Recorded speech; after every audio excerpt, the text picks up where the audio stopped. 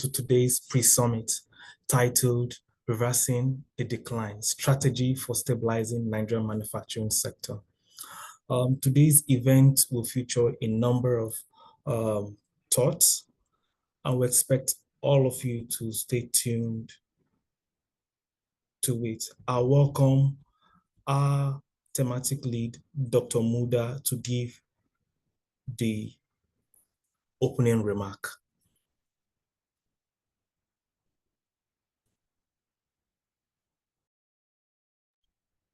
Yeah, thank you very much, Jackson. First, let me welcome all our panelists and our board member, Mr. Olakunle Lake, the facilitator for the Manufacturing and Mining Policy Commission, Madam Lumon Amanda Fese, our very distinguished panelist, Mrs. Romindayo George, Chairman, Non-Alcoholic Drink Sector of the Manufacturers Association of Nigeria, Mr. Afolabi Olorode, Acting Managing Director of FBN Quest Merchant Bank, Mr. Chijioke Nwabuche, Partner and Tax Leader, PwC. I also welcome all our very distinguished participants to this session. The opening remarks actually was to be read by the private sector co-chair of the Manufacturing and Mining Policy Commission of the Nigeria Economic Summit Group. But regrettably, he's not available. He's absent unavoidably. So I've been requested to read the address on his behalf. So this is actually his own address to this session. Distinguished guests, on behalf of the board and the Nigerian Economic Summit Group directors, we welcome you all to this important pre-summit convened by the Manufacturing Thematic Group of the NESG. The theme of this meeting is reversing the decline, strategies for stabilizing the Nigerian manufacturing sector. Today's event is more than a meeting. It is a pivotal moment for our nation as we convene to address the pressing challenges facing our manufacturing industry. We recognize the significance of this sector, not just as a contributor to our economy, but as a cornerstone of our future growth and development.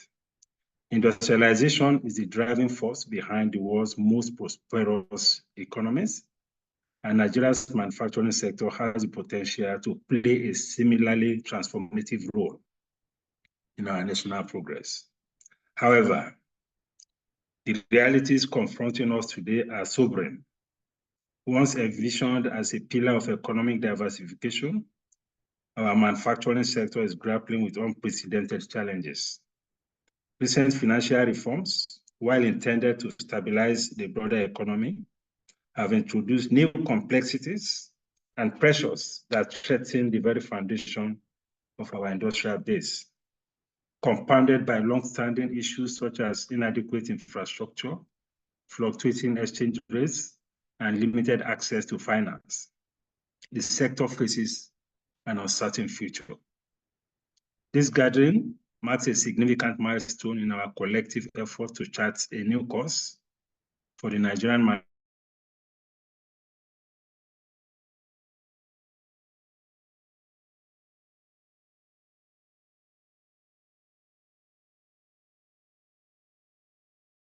manufacturing sector and to speed up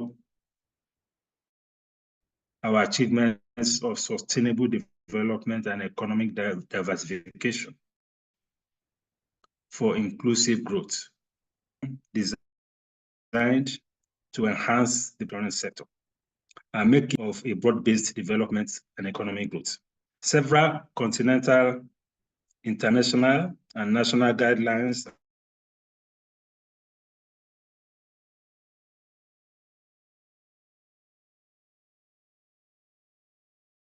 and strategies on industrialization. The thematic group is divided into 3 sub-working groups: the macroeconomic, structural, and regulatory issues, industries, trade and investment policies, and infrastructure and logistics. We invite you to join us at the manufacturing thematic group to transform Nigeria into an industrialized nation. So we welcome you all to this pre-summit. Thank you very much. So this is the opening remarks by Engineer Mansour Ahmed, the private sector co-chair of this commission. Thank you very much. Thank you so much, Dr. Muda. Up next is to give a welcome address, Mr. Olakunle Alake, the Vice President, Dangote Industry Limited and Nigerian Economic Summit Board Member. Thank you so much, sir. Thank you very much. Good afternoon, ladies and gentlemen. I'm delighted to welcome our distinguished and erudite signatories and our highly esteemed participants to this pre-summit event titled Reversing the Decline, Strategies for Stabilizing Nigeria's Manufacturing Sector, being hosted by the Manufacturing Thematic Group of the NESG, Manufacturing and Mining Policy Commission.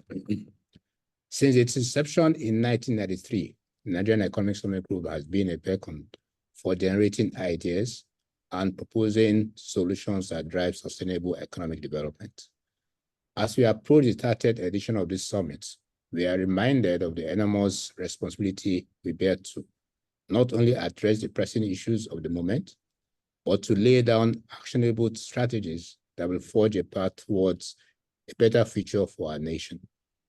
This is one of the pre-summit events of the 30th Nigerian Economic Summit, jointly organized by the Nigerian Economic Summit Group and the Federal Ministry of Budget and Economic Planning, geared towards engaging stakeholders in a series of virtual conversations and sessions in the weeks leading to the 30th Nigerian Economic Summit Group summits, scheduled to hold from October 14th to 16th, 2024. If you still need to register, kindly visit the site, which is https://30.nesggroup.org/now. I think that they will provide these details to participants at the end of the program.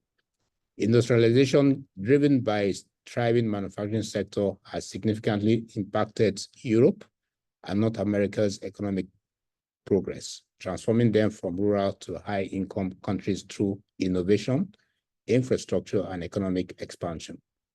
The theme for this year's summit, Collaborative Action for Growth, Competitiveness, and Stability, resonates deeply, especially in the context of our manufacturing sector. Once envisioned as a cornerstone for Nigeria's economic diversification, our manufacturing sector is currently grappling with several challenges. Nigeria's industrial competitiveness is deteriorating, ranking 97th globally in the 2021 UNIDO Competitive Industrial Performance Index. The sector contributes around 8% to GDP, but faces stagnation, production declines, and a hostile operating environment. Economic reforms such as unifying exchange rates, adopting market-based pricing, and the persistent issues of foreign exchange scarcity, erratic power supply, and inadequate infrastructure have exposed manufacturers to rising costs and reduced profits. The consequences of these crises are already evident. Multinational corporations are exiting the Nigerian market, indigenous manufacturers are closing their doors, and the human and economic costs are staggering.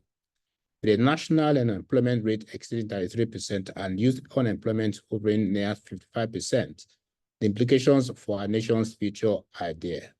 It's clear that if we are to reverse this decline, a collaborative approach is not just necessary, it is imperative. We must bring together the government, private sector, and other critical stakeholders to craft and implement both policy and non-policy measures that will stabilize and ultimately revitalize the manufacturing sector. The pre-summit event, aligned with NES 30th theme, aims to address pressing issues in the manufacturing sector, including foreign exchange reforms, monetary policy regimes, multinational exodus, and factory closures. Our objectives are clear: to conduct a diagnostic review of the current reforms, propose remedies to stem the exit of multinationals, address the factors linked to factory closures, and most importantly, develop policy measures that will stabilize and reinvigorate the sector. The path ahead is challenging, but is not insurmountable. By the end of today's session, I'm confident that we will have developed a comprehensive understanding of the impact of recent and ongoing reforms on the manufacturing sector. More importantly, we will have actionable recommendations for stabilizing and revitalizing this critical sector. In conclusion, let us remember that the manufacturing sector is not just a pillar of our economy, it is a driver of our national development, a source of employment for millions, and a key to unlocking this prosperity that our nation is so richly deserves. The work we do today will lay the foundation for a more competitive, inclusive, and resilient manufacturing sector, one that can catalyze sustainable growth and stability for Nigeria. Once again, I extend our profound appreciation to every participant for accepting our invitation, and we look forward to having a productive session. Finally, I urge you again to register for the 30th Nigerian Economic Summit Group through the NESG website to join other experts and stakeholders in articulating an agenda for collaborative action for growth, stability, and competitiveness. May God bless the Federal Republic of Nigeria. Thank you all. Thank you so much for the welcome remarks. Up next is the context setting. We'll invite Dr. Muda to give the current status of the manufacturing sector. After which, Madam Amanda will start reimaging and accelerating Nigeria's industrialization. Up next, Dr. Muda.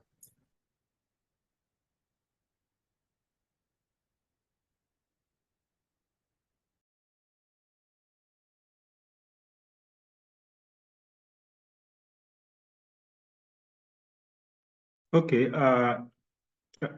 thank you very much. This short presentation is going to take a cue from the presentation of both, that's the opening remarks of Engineer Mansour Ahmed as the co-chair, and the just concluded welcome remarks by Mr. Olakunle Alake, the NESG board member. The manufacturing sector of the economy has, to me, appeared to be one of the biggest casualties of the current economic reforms. Of course, there is a large measure of consensus that these reforms were necessary, they were inevitable, but the impact on manufacturing has been very, very severe. And that makes us to seek that we need to interrogate the reforms and see what needs to be done to mitigate the impact of the reforms on the Nigerian manufacturing sector. And that, in fact, is what has informed the theme of this pre-summit. We need to reverse the decline. We are saying this because we recognize that there is no reform that is perfect. There is no policy measure that is perfect. So in the light of the experience that we have concerning the implementation of the reform, I think from time to time there is a need, to fine-tune the reforms, because no two economic environments are the same. Some of these reforms, of course, are purely market-driven reforms. We don't have any problem about that. But again, we recognize that there is no perfect market anywhere.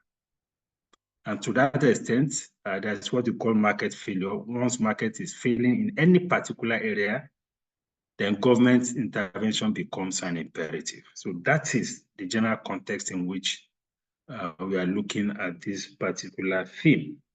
And of course, we are hoping to also bring forward recommendations on how best to progress with the reforms in order to stem the tide of these exits and the decline of the Nigerian manufacturing sector.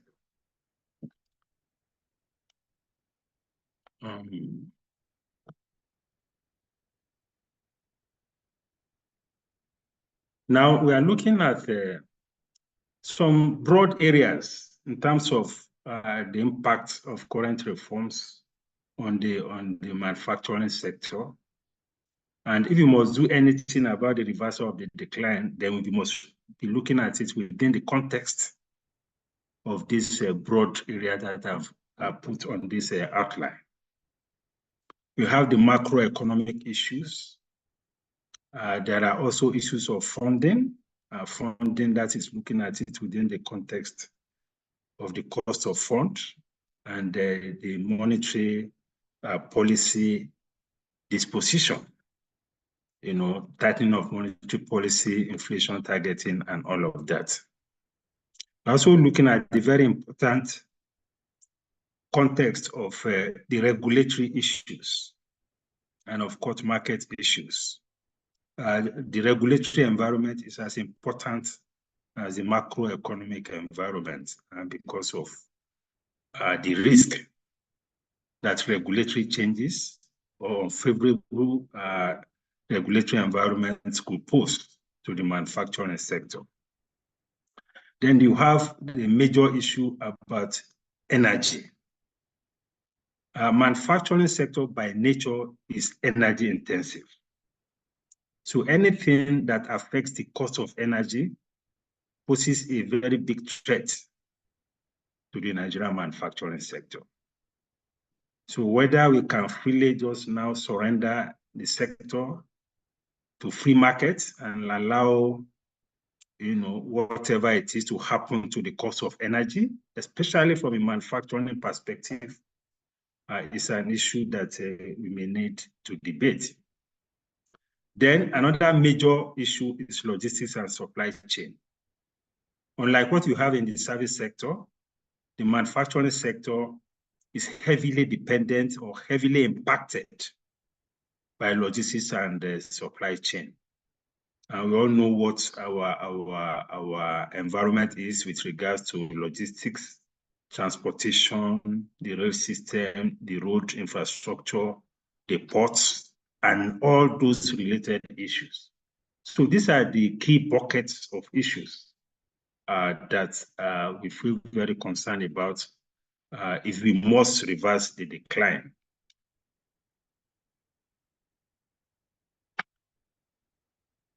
The macroeconomic issues, of course, the number one in this area is the foreign exchange crisis.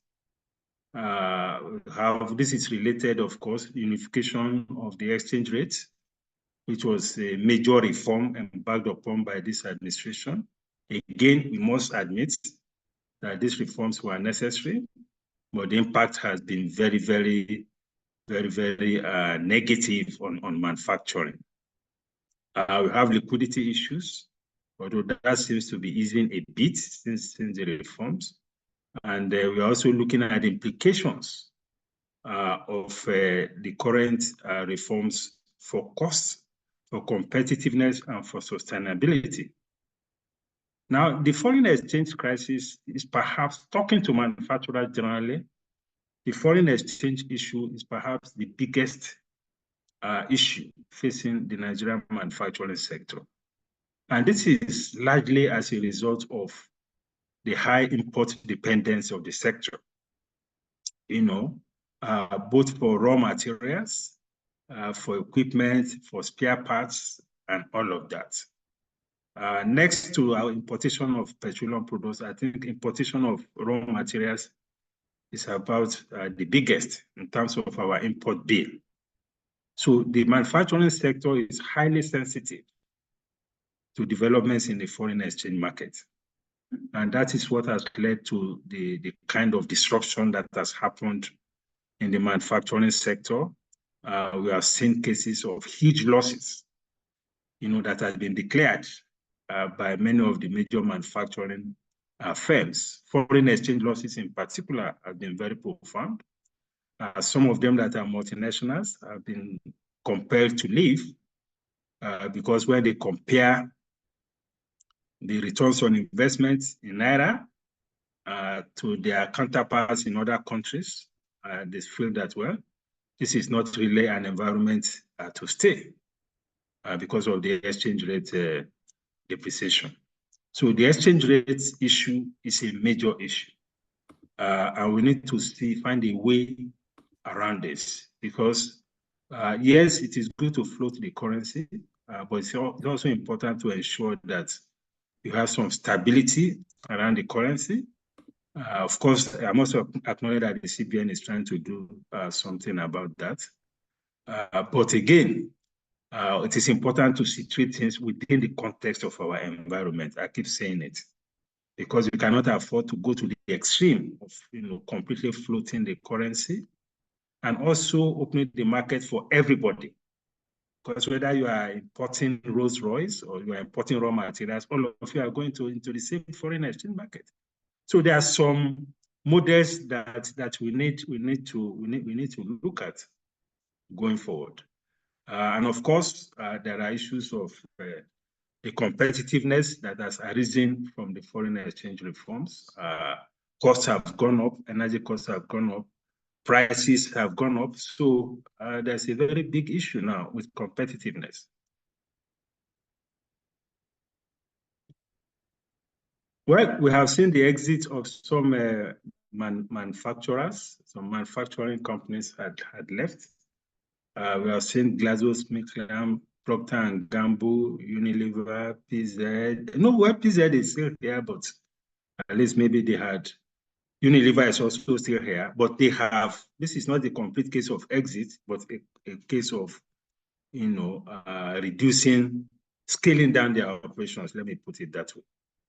So, and of course, only recently we had the acquisition of Diego's shares by Tolaram, and quite a number of smaller businesses too have either scaled down or closed down completely. And this is also even reflecting the domestic small-scale industrialists. Many of them too have packed up. Many of them have scaled because they can't just cope, particularly with the twin problem of exchange rates, cost of inputs, and cost of energy. Well, there is the big issue of regulation. We have seen a bit of regulatory moves. We have seen the proposal on the ban of single-use plastics, issues of circular economy, ban on certain. But again, these are proposals and these are things that required very, very profound advocacy engagements on our part as a private sector. And those engagements are ongoing. But of course, we need to scale up the momentum of those engagements so that we don't see regulatory issues that will now come to compound the problems that has been created by the macroeconomic environment and by the energy situation that is currently plaguing the manufacturing sector. So, and of course, recently, the government has announced some policy measures to mitigate the challenges of cost of living, particularly with respect to the pharmaceutical sector and with respect to the agro-allied industries, so that the cost of food can come down and the cost of pharmaceutical products can come down. That's a welcome development, and that's the kind of fiscal policy intervention that we'll expect that the government should come up with. It's coming a bit late, but it's better late than never. But again, the problem we have with some of these fiscal policy measures is the speed of implementation. We have a major issue with the bureaucracy. The lag between policy pronouncement and policy implementation remains a very, very big issue. The bureaucracy doesn't seem to appreciate the urgency of the moment as far as some of these policies are concerned. So this is something that we need to flag. Then there are issues of funding. Of course, the CBN has been, on the path of tight monetary policy for close to 2 years now. And the assumption is that tight monetary policy is what can bring down inflation. Of course, there are debates around that, whether that is the way to go, whether we should also look at other other drivers of inflation, particularly from the fiscal policy side, from the supply side of the economy. But it is what it is. Interest rates has remained extremely very high, almost impossible for the manufacturing sector to source funds because, I mean, what is the return on investment in manufacturing?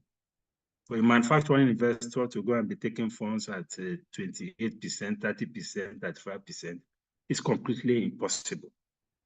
So it's a major issue, and that is why we feel that we should be looking more in the direction of having a more robust development finance window where the manufacturing sector can be able to source funds at single digits and have a fund that has a longer tenure, 5 years, 10 years, but that is what can work for the manufacturing sector and in fact for the real sector of the economy. So funding is an issue.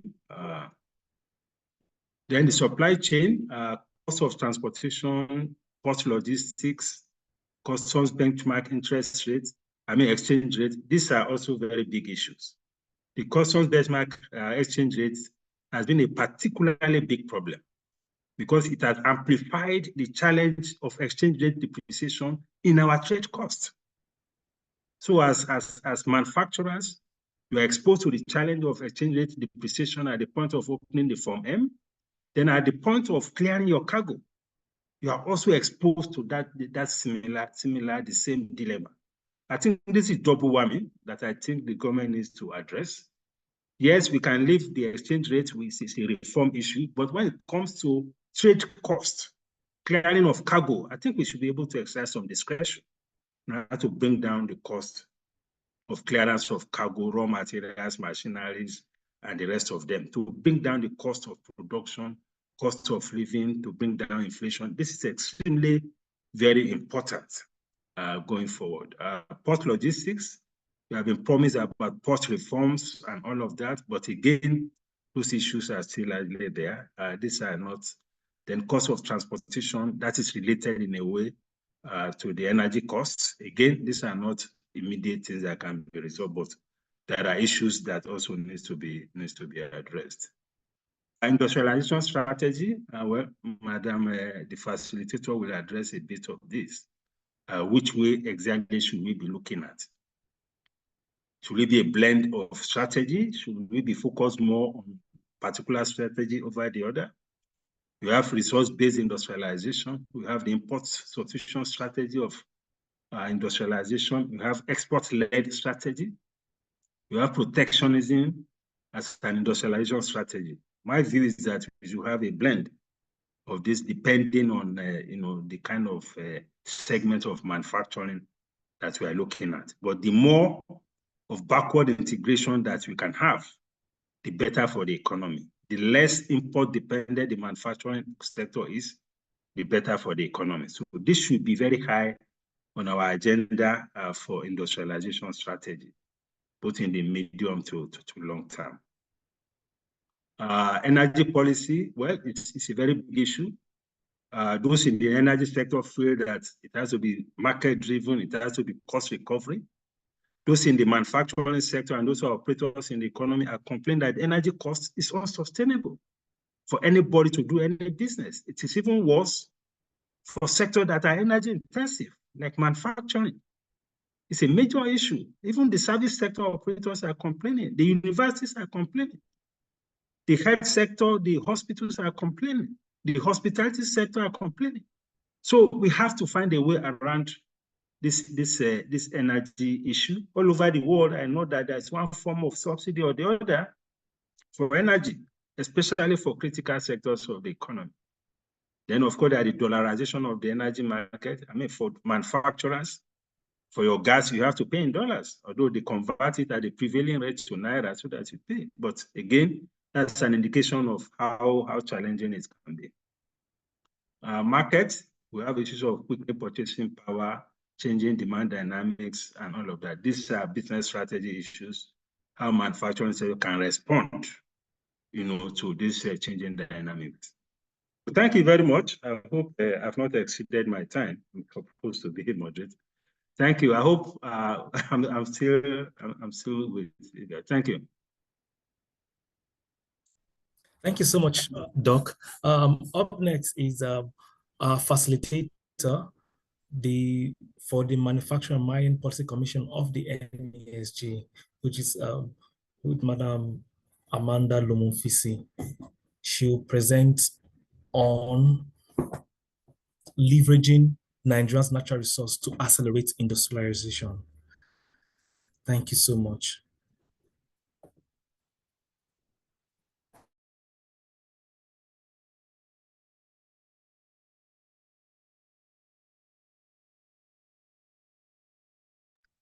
Sorry, okay.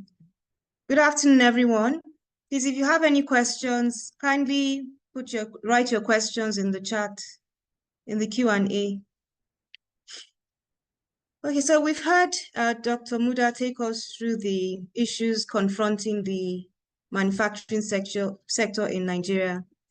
And he also made some suggestions at the end. And really what we're looking for is how do we reduce import dependency in our manufacturing sector, because that will be critical to stabilizing the macroeconomic fundamentals in the country, even though, again, to arrive at that position, the manufacturing sector also needs a stable macroeconomic needs macroeconomic framework to be stable. So it's a chicken and egg situation.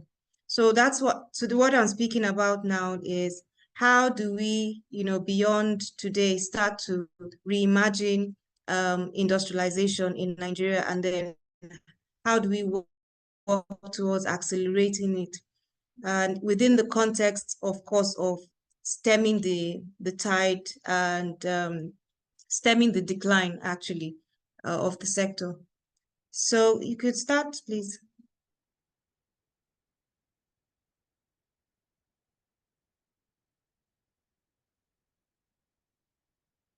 Can you go to the next slide, please?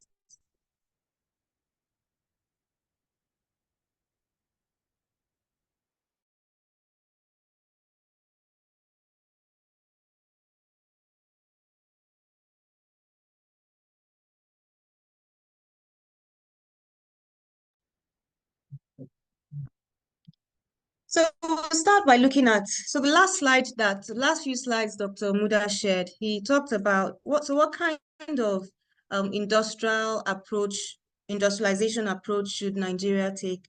As many of you may know, the industrialization is key to driving economic growth. So if a country is looking at increasing or accelerating economic growth, it really should be looking at the manufacturing sector.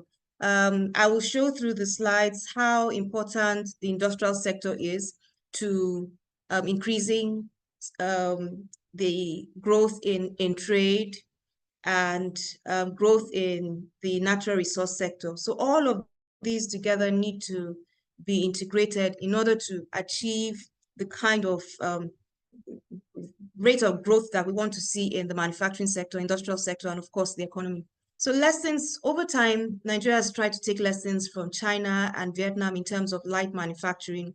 Of course, China is moving away from light manufacturing towards medium to high-tech technology manufacturing. Then there also been lessons from Japan, South Korea, and South Korea and Taiwan. These are countries that are not rich in natural resources, but have leveraged natural resources imported from elsewhere to become industrialized. Next slide, please.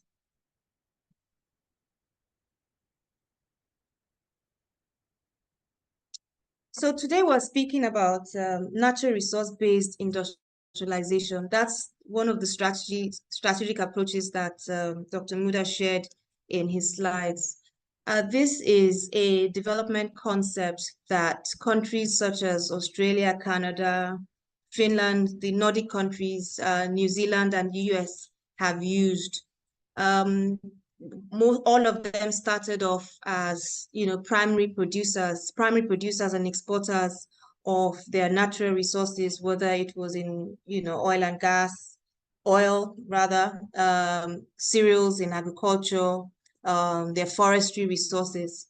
And through this approach, they are today known as highly industrialized countries, excelling in producing and exporting high technologies, equipment and services for the natural resource sector.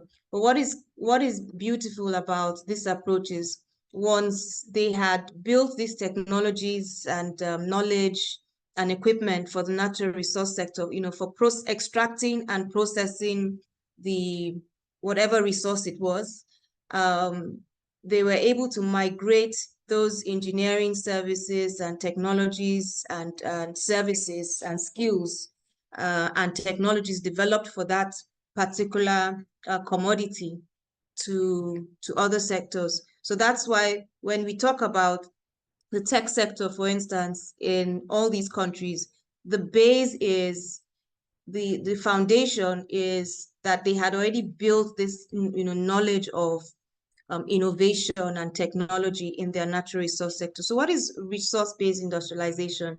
It's when you build the productive activities and industrial activities around a commodity. So it could be, for instance, in the agricultural sector, it could be around a cereal that the food and beverage industry uses, let's say malt. So there could be the whole industrial activity around the production of malt or maize. And the same with mining, with some commodities, not all, like iron, converting it into steel. And also in the forestry sector, building industrial activities around forests into different products. So next slide, please. So just as I said in the previously, what these countries did is they leveraged their natural resources, good cereals, forestry, minerals, oil and gas, and started with extracting and processing it, and then developed the industrial activities around which came naturally. They tend to come up naturally and concentrated around these resources, using other strategies such as clustering and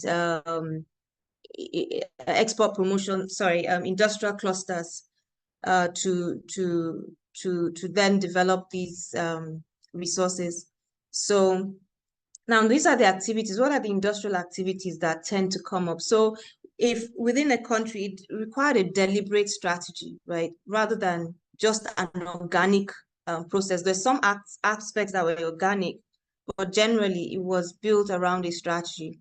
And the first is that it was built around linkages, linking the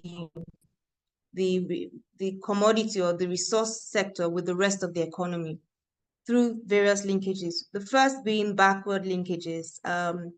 So the inputs, the machinery, the equipment, and the engineering services required to extract and process these resources. That's what is referred to as backward linkages. So this requires, the innovation and technology and building technological skills, engineering skills, R&D between the universities and the public sector and the private sector, solving solutions in order to manufacture the equipment that will be used in processing and beneficiating.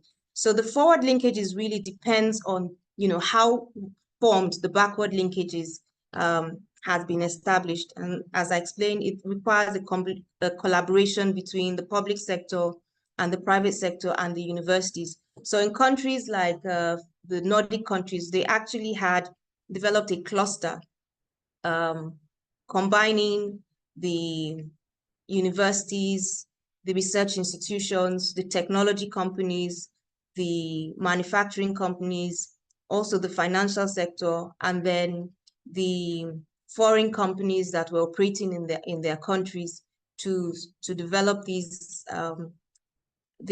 skills and these skills in the backward aspects of it. So in this case, Dr. Muda talked about backward integration. So, but under the RBI, The backward integration is not about you start maybe as a manufacturing company, you start, you own your own farms. No, what it means is that the entire industry itself starts to manufacture its own equipments and technologies and engineering services.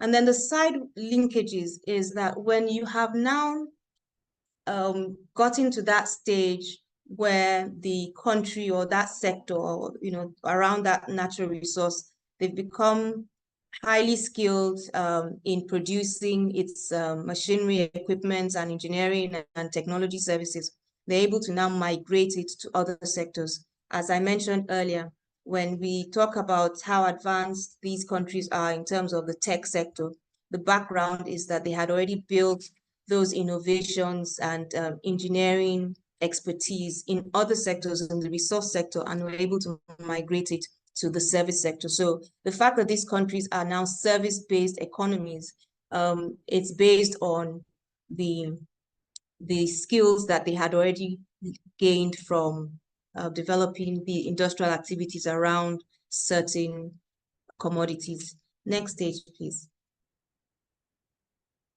So I'll just give one example first. Finland. This was based on the forestry cluster. So after this, we can see how we can put in maybe maize into this framework. So look at the middle there, you see the comparative natural advantage that Finland had. It had abundant forestry reserves and plantations. That was their comparative advantage. And they were exporting the trees to other countries, possibly in Europe, I think Germany and so on, and the US. And based on this strategy, deliberate strategy, they started encouraging the companies they were exporting to set up their factories in Finland.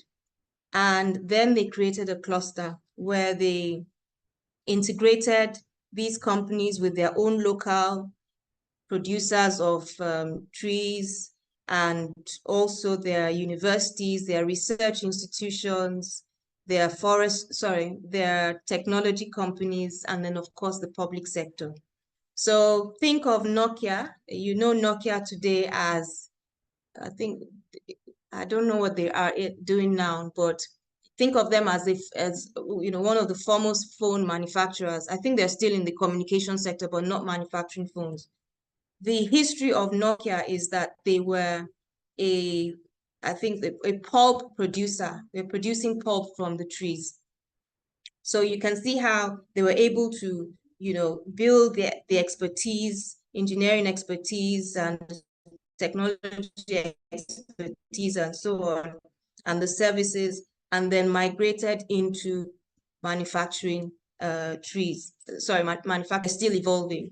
So backward linkages in this case is the specialized, chemical and biological inputs used to produce fibers and bleaches to convert the trees into pulp and then to paper and other products along the forestry value chain. And then the equipment, manufacturing equipment.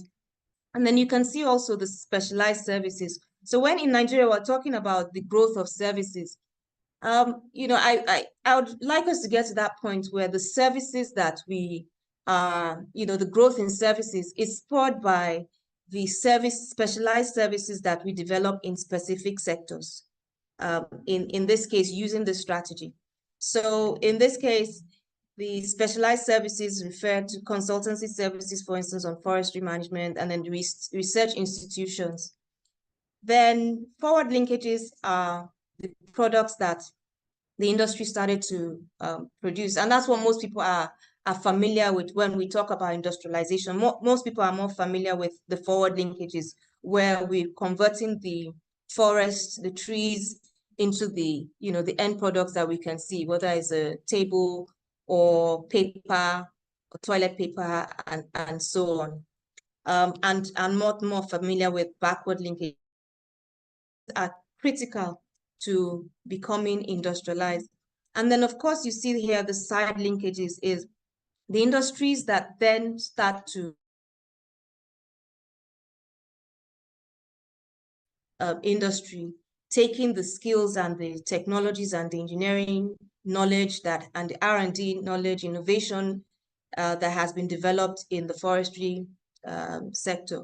So into improving marketing, logistics, environment, and so on.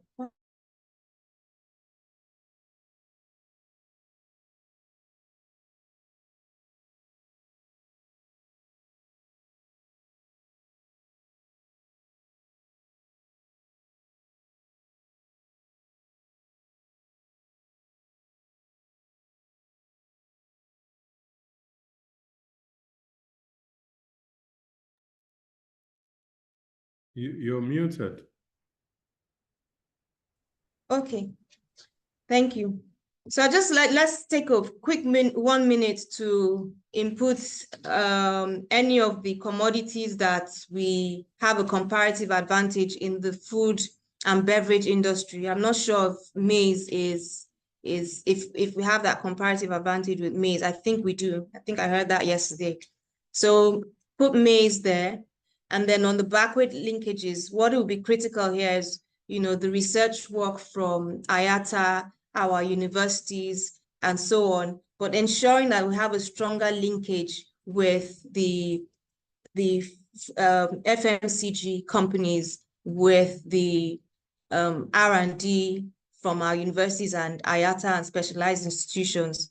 And then not just producing the seeds, improving the yield of the seed, but also how do we get to the stage where we start to manufacture the equipment, even if it starts with, you know, benefiting from improved machinery and equipment. It doesn't have to be high level initially. You know, as we get better, as we produce more, we'll start to get better. And then, of course, specialized services that arise from this. And then, you know, the downstream, we already are strong with that. That would arise from this activity. So what Finland has here is a mature forestry cluster because they have, you know, developed adequate technological experience and expertise and engineering expertise. Next, please. Next slide, please. Oops. So can you go back, please?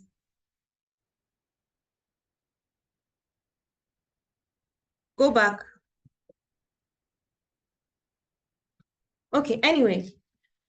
So sorry, there was a mix-up. There was supposed to be a slide between this and that.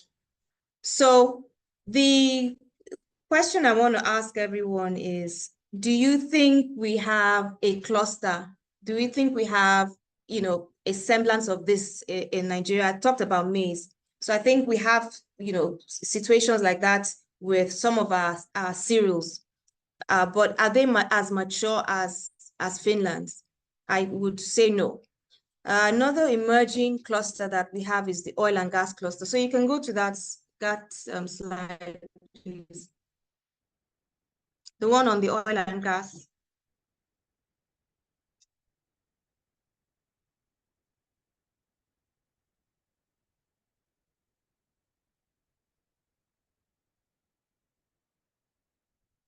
Can we go to the oil and gas? I'll just take you through in 2 minutes and then we conclude.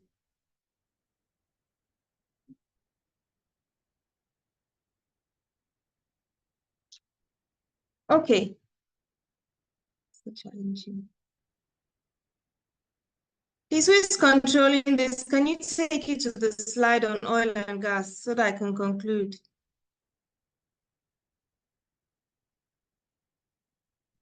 Okay, so this is just to show you that we already have an emerging oil and gas cluster. It's incipient, means it's emerging. It's not as advanced as we have with the forestry cluster in Finland, but they're already, you know, there's a cluster already emerging. However, we need to do more to link this sector with the manufacturing sector, because this is now acting based on the Nigerian Oil Content Development Act. Next slide, please. So how do we build this? The final slide, please. Okay. Anyway, how do we build these clusters? How do we take some of our emerging clusters and take them towards maturity? Dr. Muda said, should we have a combination of import substitution and other industrial policies? And he proposed that we should have a mixed system. Actually, what this resource-based industrialization policy it encourages is a mixed system. But for it to thrive, for us to move and take advantage of this industrial policy, we need a combination of, one, a stable macroeconomic policy, and environment. We need an improved operating environment for manufacturing. We need infrastructure development, highly specialized high quality infrastructure. We need an integration of policies into industrial policies, trade policies, service policies, tech policies, education policies, RDI policies, and so on. We also need, with an environmental policies, we also need policy consistency. And as we're here today to talk about the operating environment, how do we improve the operating environment? So all these together are critical for expanding the breadth of our industrial sector in Nigeria, and then as well as accelerating the industry. Thank you. So you can go to that last slide, number 26. That just gives us the highlight of.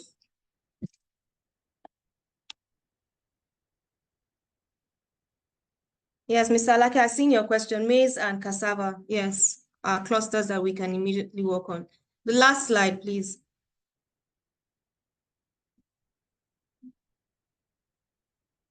So going forward, I just run through this. We need macroeconomic stability, which is what we're also spoken about and we're speaking about today. We need supportive industrial policies, regulations, and legislations.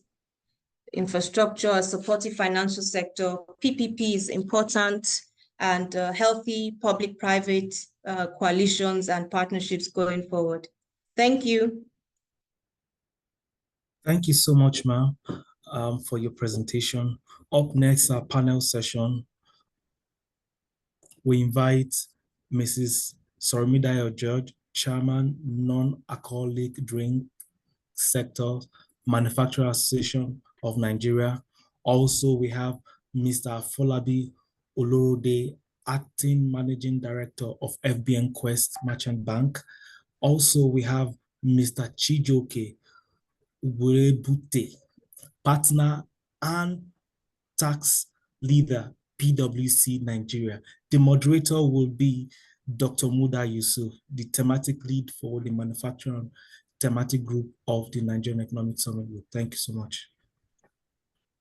Dr. Muda, it's up to you. Yeah, thank you very much. And thank you very much, our facilitator, for that very insightful presentation.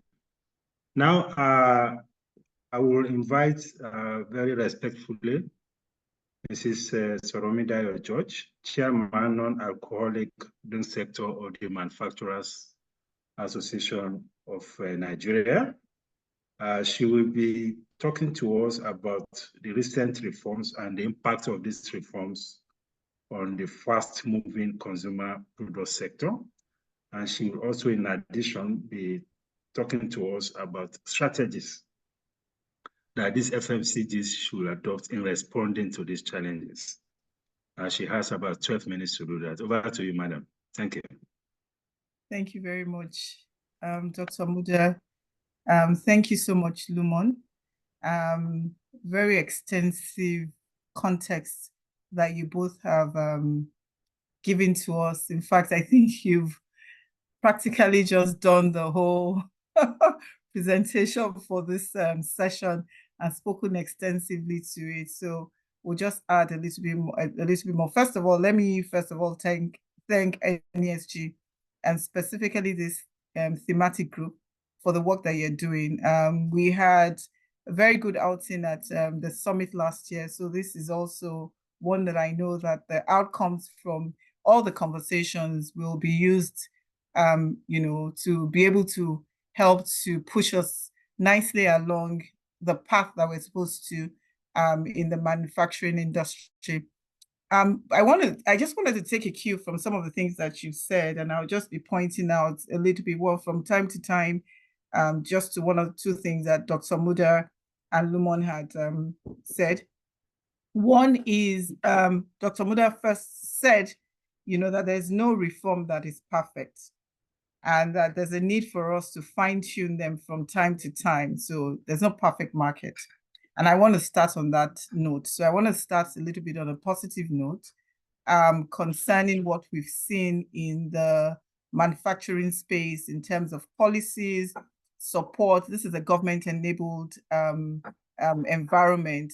So without government really, creating that enabling environment, a lot of things basically fall through the cracks. The first thing is I want to acknowledge that this current administration that we have, and I'm not a politician, but we all admit that in the private sector, that they're approachable and they're listening. They have an open door policy.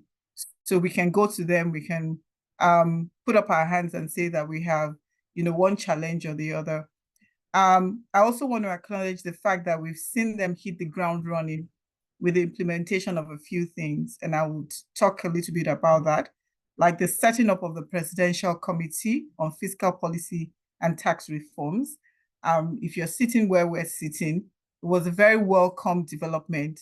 I think we all had, the social media went agog, after we had heard the news and we had seen the things that they had done in terms of, really quick decisions that they had made that we had been fighting for a very long time. We've also seen them set up the Economic Task Force, of which the NESG is a member of both the Fiscal Policy and Tax Reforms and this Economic Task Force. So we have also seen this government pass some executive orders. And for my sector in particular, the food and beverage was a welcome development. And most recently, we've seen them come up with a stabilization plan, even though we do know that some parts of it created some, questions, right? Which I'm sure that they must have heard and are addressing. But the stabilization plan is one which is currently being implemented. And correct me if I'm wrong, one of it is the suspension of tariffs on food importation. Now, so these are some of the things that we've seen So I personally believe that the tone at the top is positive. There's a willingness, right, to do the right things. I believe that, so that is a good thing. And I think that is something that we need to, first of all, acknowledge.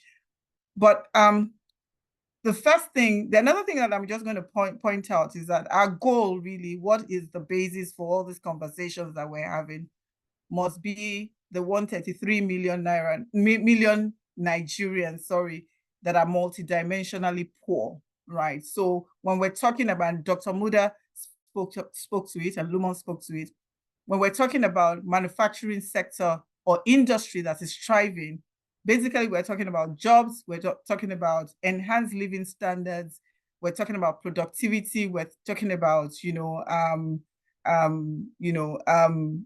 good economic prosperity, basically. So 40% of those that are multidimensionally poor are living in extreme poverty below the national poverty line. So in everything that we're saying and whatever we're discussing here in terms of how aggressive and passionate should we be about making sure that we have a thriving manufacturing industry, we should have at the back of our minds that when we do that, then we will lift people out of poverty. The other thing is that we've seen, and it's also been alluded to, there's been a massive deterioration, right, over the years in the area in socioeconomic development. And so we've inherited a lot. And so we're in a hurry. We need to have people who will hit the ground running with strategies, policies, implementation of those policies that will basically, quick resolutions. We don't really have the time to start going round and round the mountain and doing trial and error. So I want to mention something. I think Dr. Muda or Lumon alluded to it. There's a gentleman called Jeffrey Sachs that I really, really look up to in terms of his, strategies and what he says.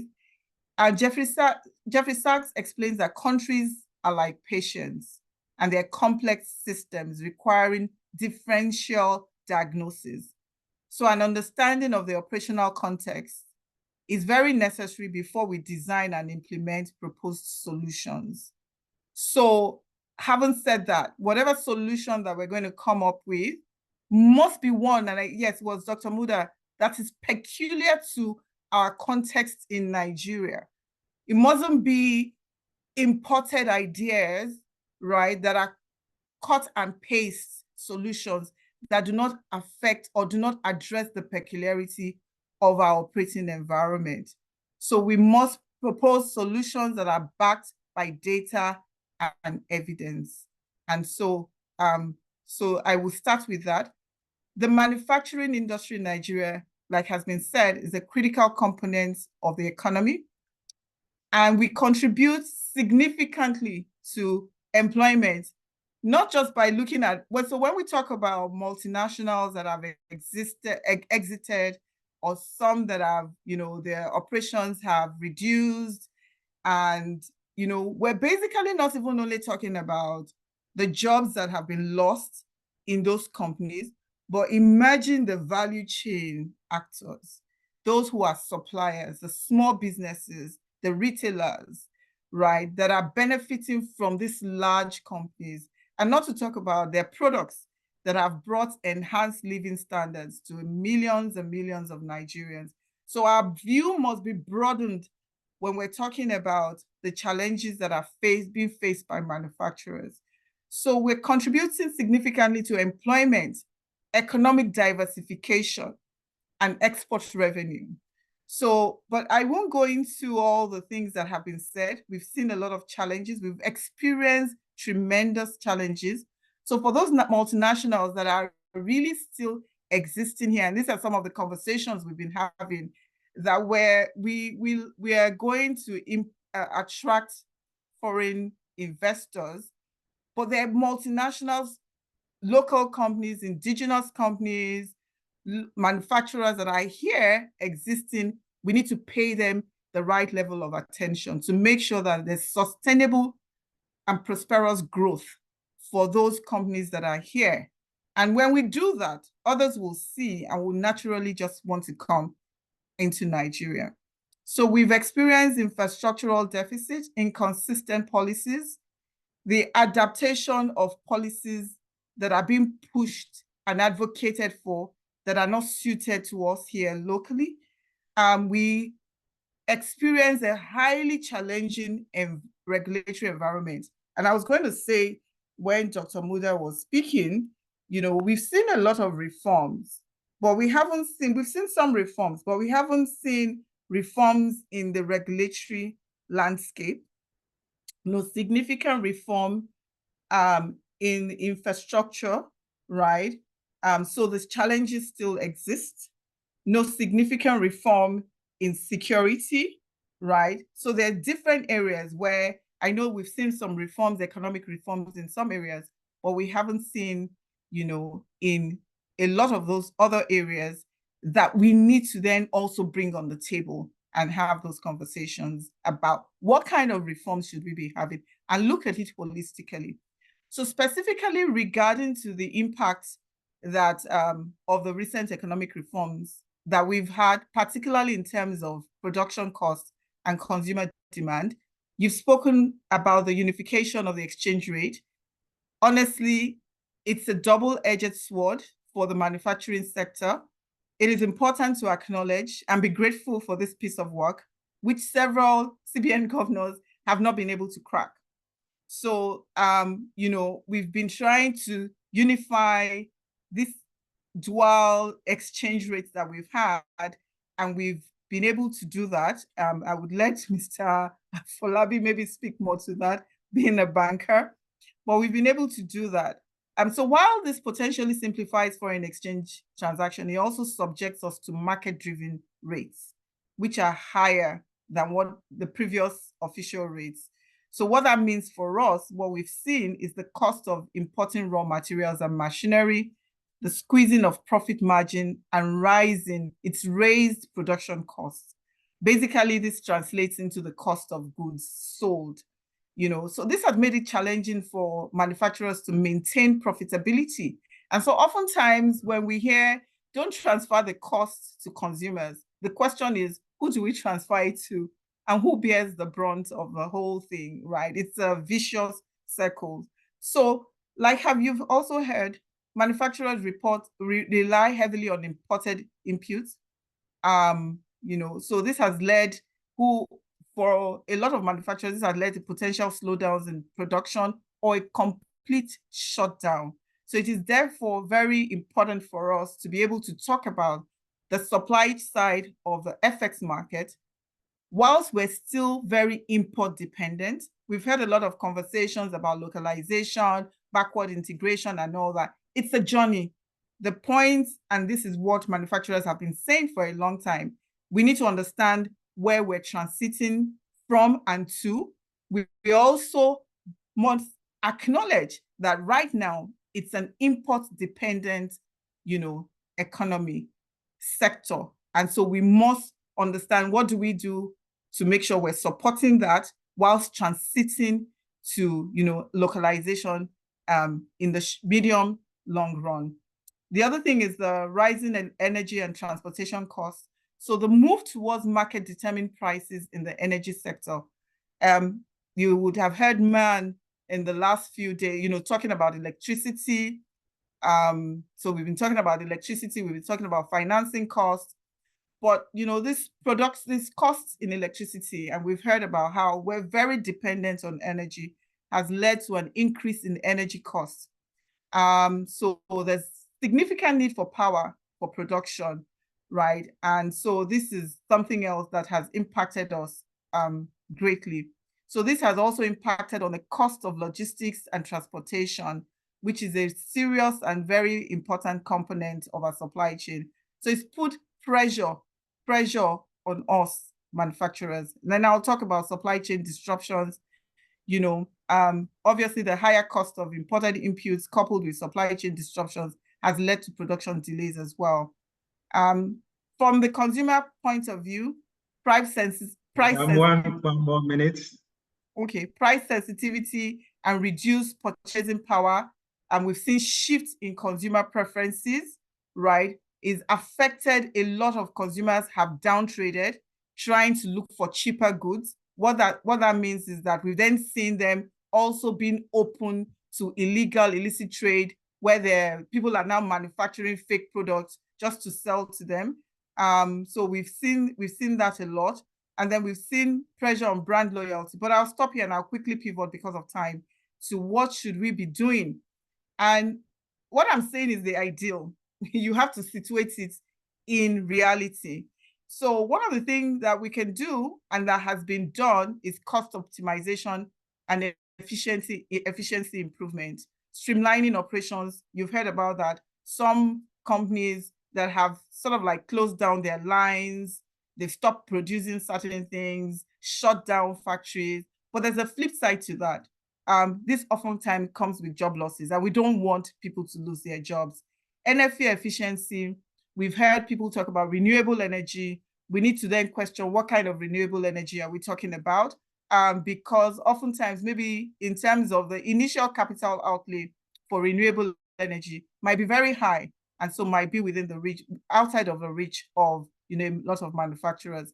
Local sourcing. So we've seen manufacturers also look at local sourcing, Lumon spoke extensively to that. There's a need for government to also help in this regard, in terms of research, in terms of also providing the kind of policies that would help to make this a reality. In more cases than not, this hasn't taken up significantly like we was. And I have so many examples, Dr. Muda, but there's no time. I have examples of companies that materials that we can be sourcing here in Nigeria, but because, these sectors, have wound down, it's been imported. And so we've seen manufacturing lines that have shut down because we can't even source them here. But meanwhile, we have the capacity to even not only source them here, but even export them into Africa, into Europe, so that's happening. We can talk about value-based pricing when we're positioning, adding more benefits to, to consumers. And what we also do, you can see that a lot of manufacturers have also now started coming with affordable packaging at different price points to be able to, meet consumer needs and stay afloat. Product diversification, a lot of things that we can do in marketing, and also building resilience, and supply chain resilience. I'm going to stop here because there's so much to talk about within this, this particular sector. I hope I've been able to pass across a very passionate message, something that is very dear to my heart, because I will close in saying that two things. One, why should we be concerned and passionate about this topic? Extreme poverty can be reduced if we get it right in manufacturing sector. The other thing I would say, we have the tone at the top. And I think Lumon mentioned policy consistency, the body language of all the agencies, state government, local government has to sync, be in line with the tone at the top. It has to sync and be in line. We can't have at the top saying that we want to reform, and then other agencies are not towing that same line, are doing things that are different. Now, we've seen it done before. We've seen this done before years ago in another administration. So I rest my case here. Thank you very much. Thank you very much, Mrs. Soromindayo. That was really a great insight. I like the fact that you emphasize the need for us to manage this policy transition carefully so that we don't do more harm in the process of transiting or managing the reforms, and particularly the issue of solutions, because this should not just be a platform for lamentation. It should be a platform for us to be able to generate solutions, which we can, push forward to government. So thank you very much.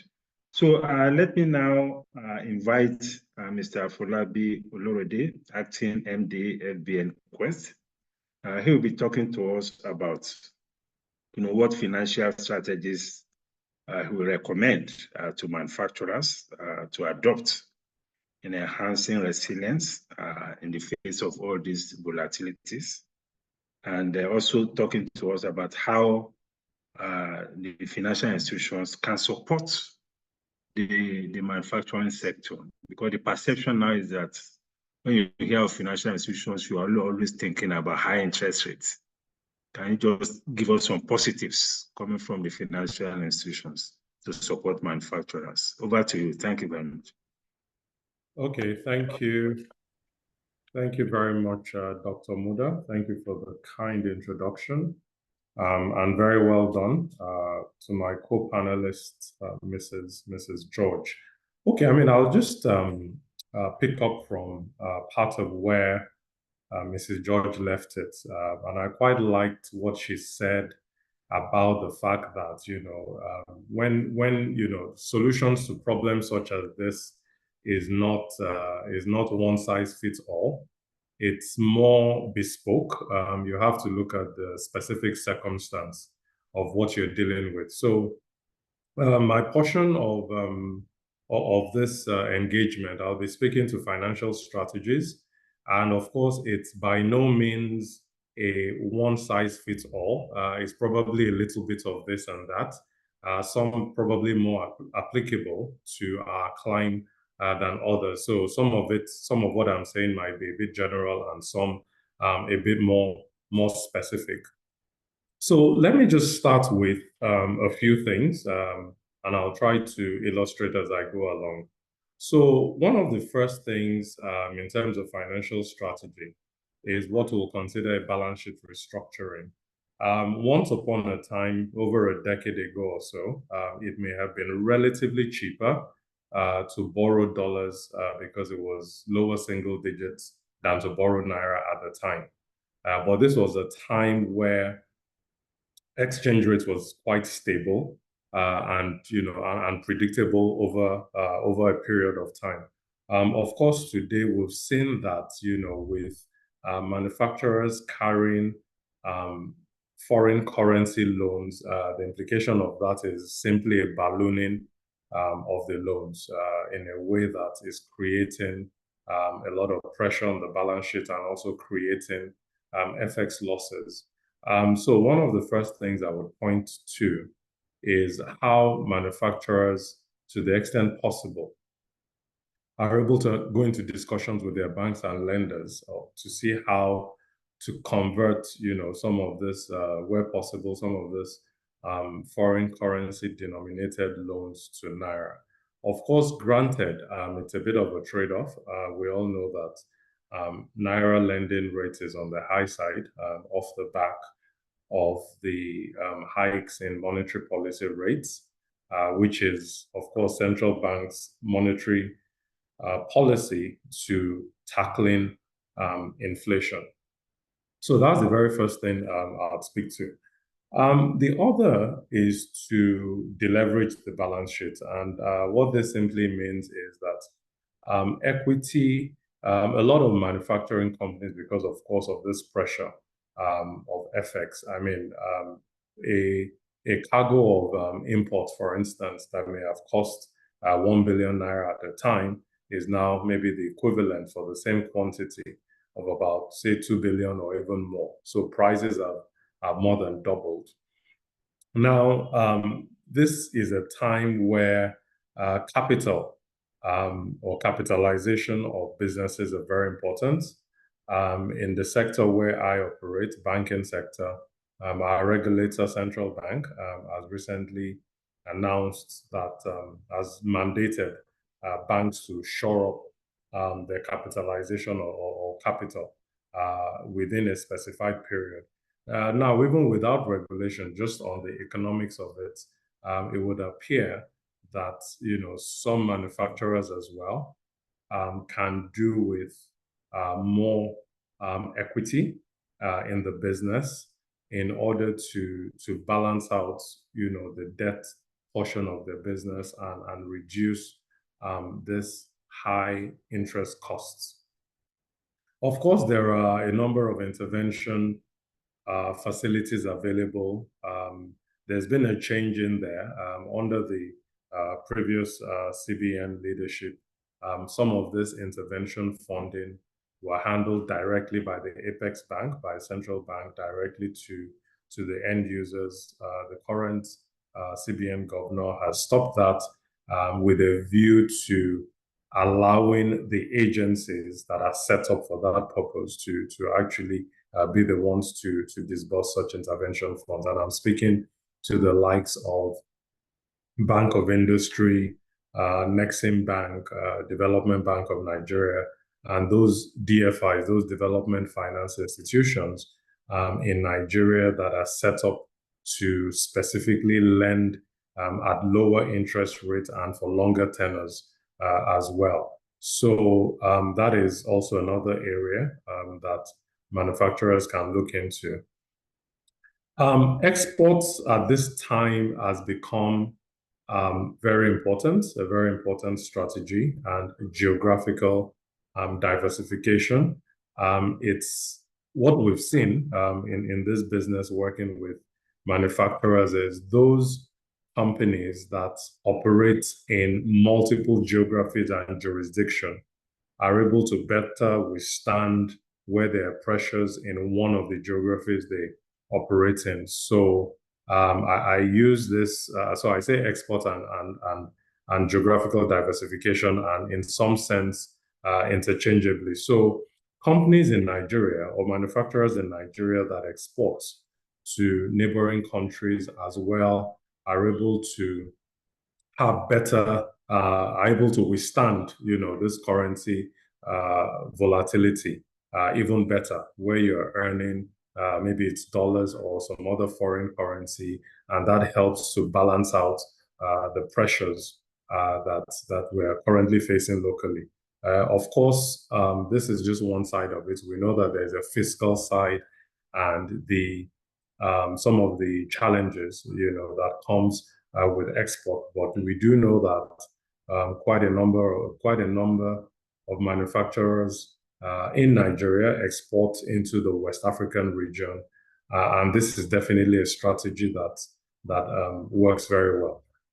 Geographical diversification also helps because then you're able to shift capital amongst various geographies and able to better, through diversification, manage interest rates, high interest rates, and of course, foreign currency volatility. I think it was Dr. Muda also that spoke to logistics and supply chain management. That is absolutely critical. Today, with the help of technology, there's been vast improvement in that area. And it is one that what we've seen some very large manufacturers do is to actually forward integrate and either begin to get directly involved in logistics and supply chain management, which would speak to warehousing, storage, distribution, getting the goods to the end consumer, the last mile, various strategies. So we've seen strategies from where manufacturers themselves, for the bigger ones, are directly forward integrating and providing those services. And we've also seen situations where through lending relationships, you're seeing where manufacturers are, for instance, guaranteeing the facilities to some of their suppliers, for instance, and you have, value chain funding and the likes of those strategies. We've also seen where you have gas-powered trucks, for instance, which are supposed to be more cost efficient than diesel or even PMS, for instance. So there are a host of things. Economies of scale in today's world is absolutely critical, and that speaks to the capacity, the operating capacity of the manufacturer and the size of the business. Of course, when there are macro headwinds, the likelihood of a smaller company surviving is far lower than a bigger, more established institution. So economies of scale just speaks to operating capacity and just the overall size of the business and addressable markets that the manufacturer is selling its goods to. I'll also speak to innovation, even though that's not necessarily strictly speaking a financial strategy. I think it was Mrs. George, my previous panelist, that talked about how products can be retailed in smaller quantity. So we're seeing a lot of that. That is in response, of course, to lower purchasing power. So rather than buying, for instance, cooking oil in a 10 liter keg, you're seeing smaller quantity. You're seeing toothpaste come in smaller quantity. Washing detergent coming in smaller quantity, and the likes. Just again responding to the peculiarities of our market, where we have quite a big population on one side, but on the other side, we have a relatively low purchasing power. I'll speak to the labor side of things for a bit.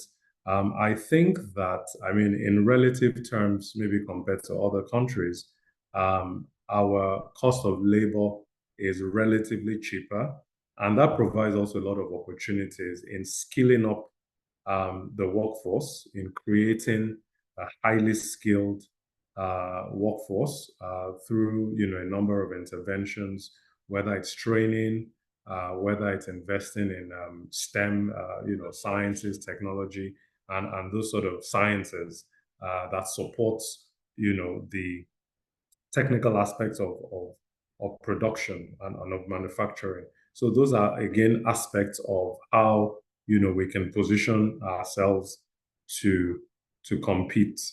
There's also import substitution strategies. I won't belabor that. I think that may have been spoken to, where manufacturers, especially under a collective, think about ways to source raw materials locally to avoid, again, foreign exchange exposures.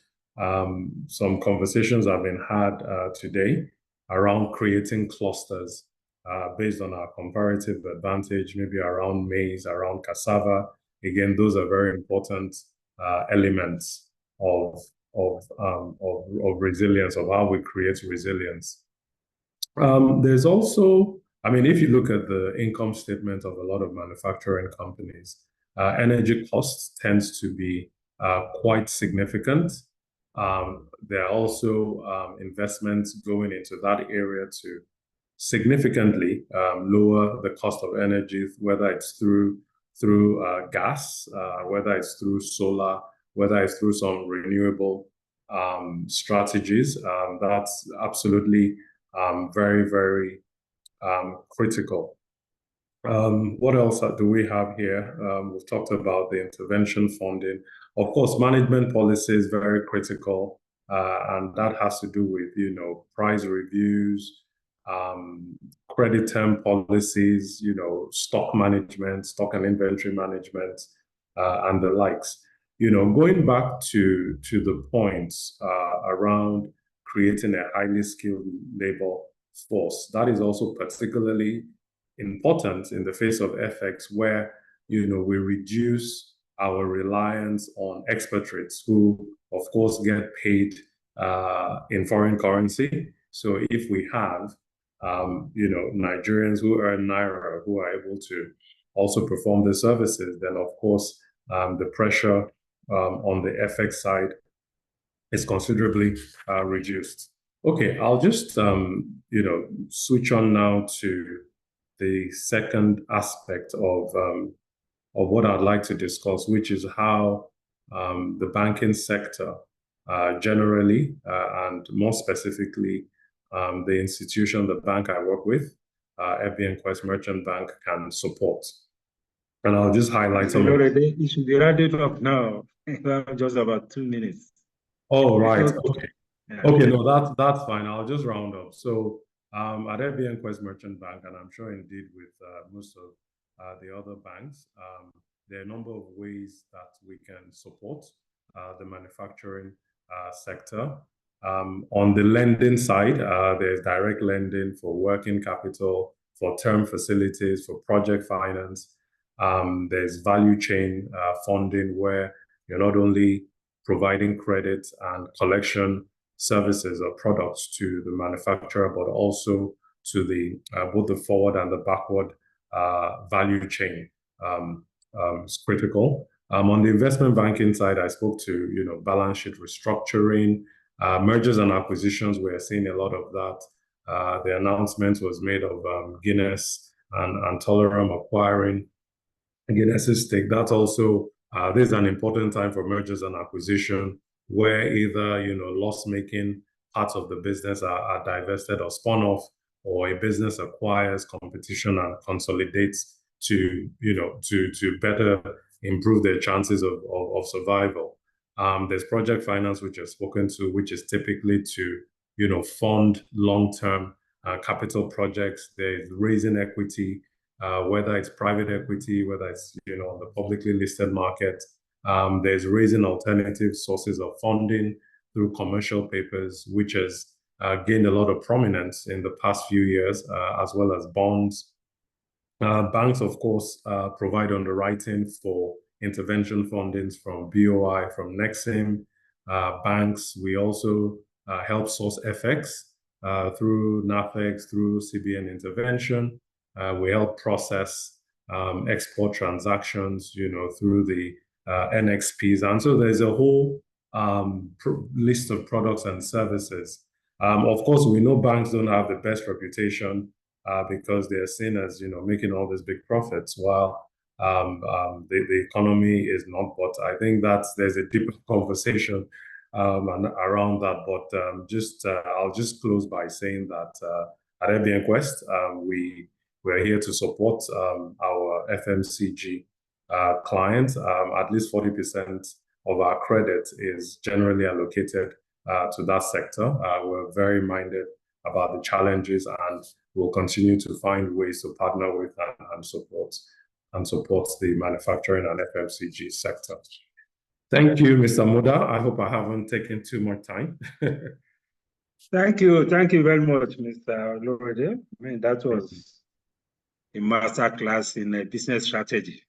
I mean, you have given such a very rich content for our manufacturers to take home and look at how they can adopt it in order to stay afloat in the midst of all of these challenges. Now, they say that it's the biggest masquerade that dances last. So let me now invite Mr. Chijioke.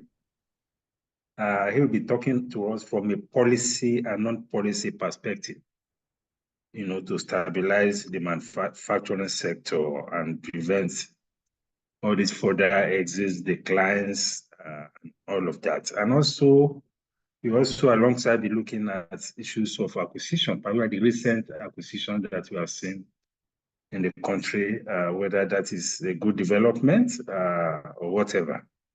So over to you, Mr. Chijioke. Thanks very much. Okay, thank you, Dr. Muda. And can you confirm if you can hear me okay? Yes, we can hear you. Wonderful. So good evening to everybody. I'd say fortunately or unfortunately, I'm the person that's keeping you from your Friday evening. So I'll try and keep it as short and crisp as possible. So I think in the first instance, it's to, look at the baseline of where are we today as a manufacturing sector. And the reality of where we are is we are a sector that has been significantly hit by, the combined effects of, the devaluation of the currency, because if you look at the fact that a lot of our inputs are imported, so the devaluation of the currency has hit us. Obviously, my fellow panelists have talked about rising energy prices. I mean, removal of the subsidy and the impact of the exchange rate has also hit the price of power. And if you consider the fact that the significant portion of most manufacturers, their cost of sales is power, then you can see that there's a significant increase in their cost of operations. In fact, if I look at some of the statistics that have come through in the past year, the gross profits have dropped significantly, like about 57%. If I use the non-alcoholic drinks industry, their gross profits have dropped like 57% year on year. And if I look at the increase in cost of sales and cost of materials, generally from an industry standpoint, it's about 78% for increase in cost of sales and about 30% in increase in cost of materials. And, you may talk about local production for some of as I've heard of import substitution. What are we looking at in terms of local production? But all these things also have an impact on your local production. If I look at maize, which is one of the inputs to production for many of our FMCG companies, over the past 4 or 5 years, you'd see almost a 300 to 400% increase in the price of maize, which is an input into production. So it's an industry that has really been hit, and it's a sector that has really been hit. And the question is that what can the government do to reverse this, drain on the industry, right? And I can say the government has started well with some of their policies, right? You know, some policies that they've come up with. I know the president had signed an executive order around a number of items that have an impact on the industry, and some of the policy papers that have come out, things like VAT on diesel, the suspension of VAT on diesel, which is a welcome development. You know, the duty exemptions that have actually been streamlined better. If you look at VAT on gas feedstock as well for power, that's also another good, you know, drive by the government. So there are some things that the government is doing right. I think the biggest thing this government did right was taking away my former boss, or still my boss, Taiwo Yedele, to go and lead the, you know, presidential committee on, you know, fiscal reforms. And that, for me, there's a lot of work that's going in there, and we're starting to see the outcomes of the work they are doing. But we have to look at the reality of how long do these reforms take, and will we still have a manufacturing sector, you know, in the next 2 years? You know, Dr. Muda Yusuf talked about companies that are looking to exit Nigeria, and the reality is companies exit Nigeria for different reasons, but I think the reasons for this, or the more recent exits, or even the way companies are viewing Nigeria now, is the cost of operating in Nigeria. Is Nigeria still a profitable business? Because of the devaluation of our currency, Nigeria is suddenly a blip in you know, when you look at the total global revenue of some of these companies. So, you know, other countries within Africa are suddenly becoming more significant than Nigeria. So that is our reality. So what can we do from a policy standpoint to even help this sector? And even domestic, if we're looking at domestic mobilization of domestic investment, because we keep talking about FDI, but what about domestic investment? Who here would be willing to go and invest in manufacturing? Because any manufacturer you're talking to now is crying blood. So why would I want to put my money into manufacturing right now? Why would I want to invest in manufacturing? And that's the reality of it. So it's an industry that's even going to struggle to attract investment going forward, right? So we're looking at you know, what the government can do. And I'd say one of the first things I'd like to see this government do is, you know, they've talked about a stabilization policy. Great, absolutely love that. But that stabilization policy for us, as a manufacturing sector, if I look at it from a fiscal and tax standpoint, absolutely zero increase in any taxes, any rates, levies, just keep it stable. In fact, I would say have a reduction policy where we can say, let's model out some of the taxes that they pay now and look at a way of, you know, giving some kind of reduction. And let's use a stabilization period of 2 years and say over the next 24 months, just to help you out, we will reduce your taxes. And why am I saying this? In the sector today, they pay up to 40% of their gross profits as taxes. You know, a combined effect of the taxes they pay takes them up to 40%. Some are even, if you look at the LAFA curve for the non-alcoholic drinks, for instance, they're up to 45%. So you have to then start asking yourself, whatever government wants to do now, is it going to be enough to save the industry? Because the impact will be felt over a longer period. So why don't we look at policies that will stabilize and ensure that some of these issues the industry is facing has a way of actually, you know, managing the impact of what the industry is facing right now. Another thing I'd like to talk about, again, is even incentives as well. You know, what is the process for incentives for this industry? You know, in some instances, we look at, for instance, customs duty waiver on gas utilization equipment. And I'd ask myself the question, how long does it take to get some of these waivers?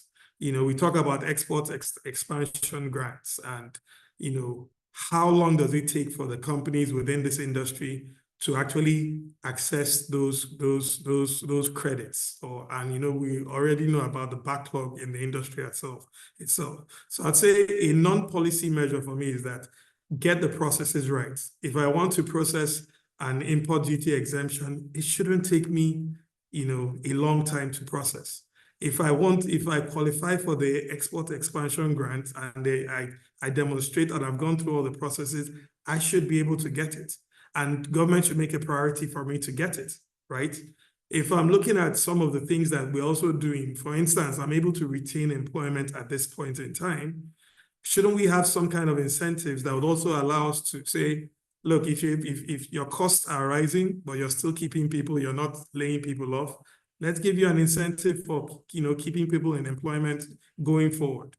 If I go back to the energy that we talked about, and the fact that government has tried with some incentives around the waiver of VAT on diesel, for instance, and gas feedstock.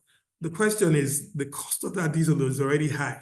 So taking away the VAT on it, great, but there's still that significant cost. And I'd say to the extent that you, government, are not providing us with the infrastructure, you're not providing us with the power, and we're having to do this ourselves, then why don't I take maybe an enhanced tax deduction for my power costs over the next 2 years? So if we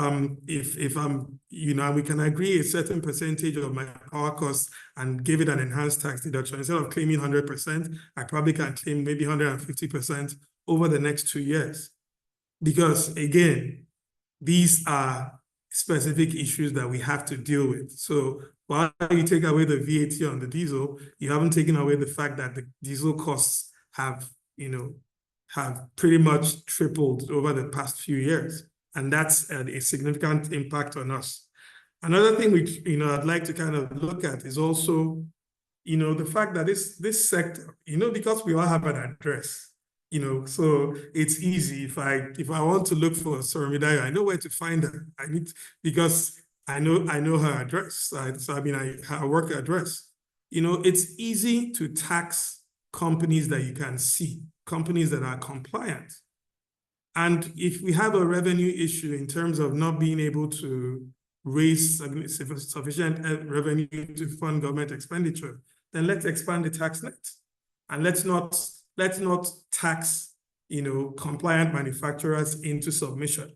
So it'll be great to also see an opportunity for the government to expand that tax net, obviously with the use of technology and, other processes. And I'd say, the new leadership of the FIRS, is also, giving us a lot of positive, views on that in terms of how they are looking to also drive the expansion of the tax net.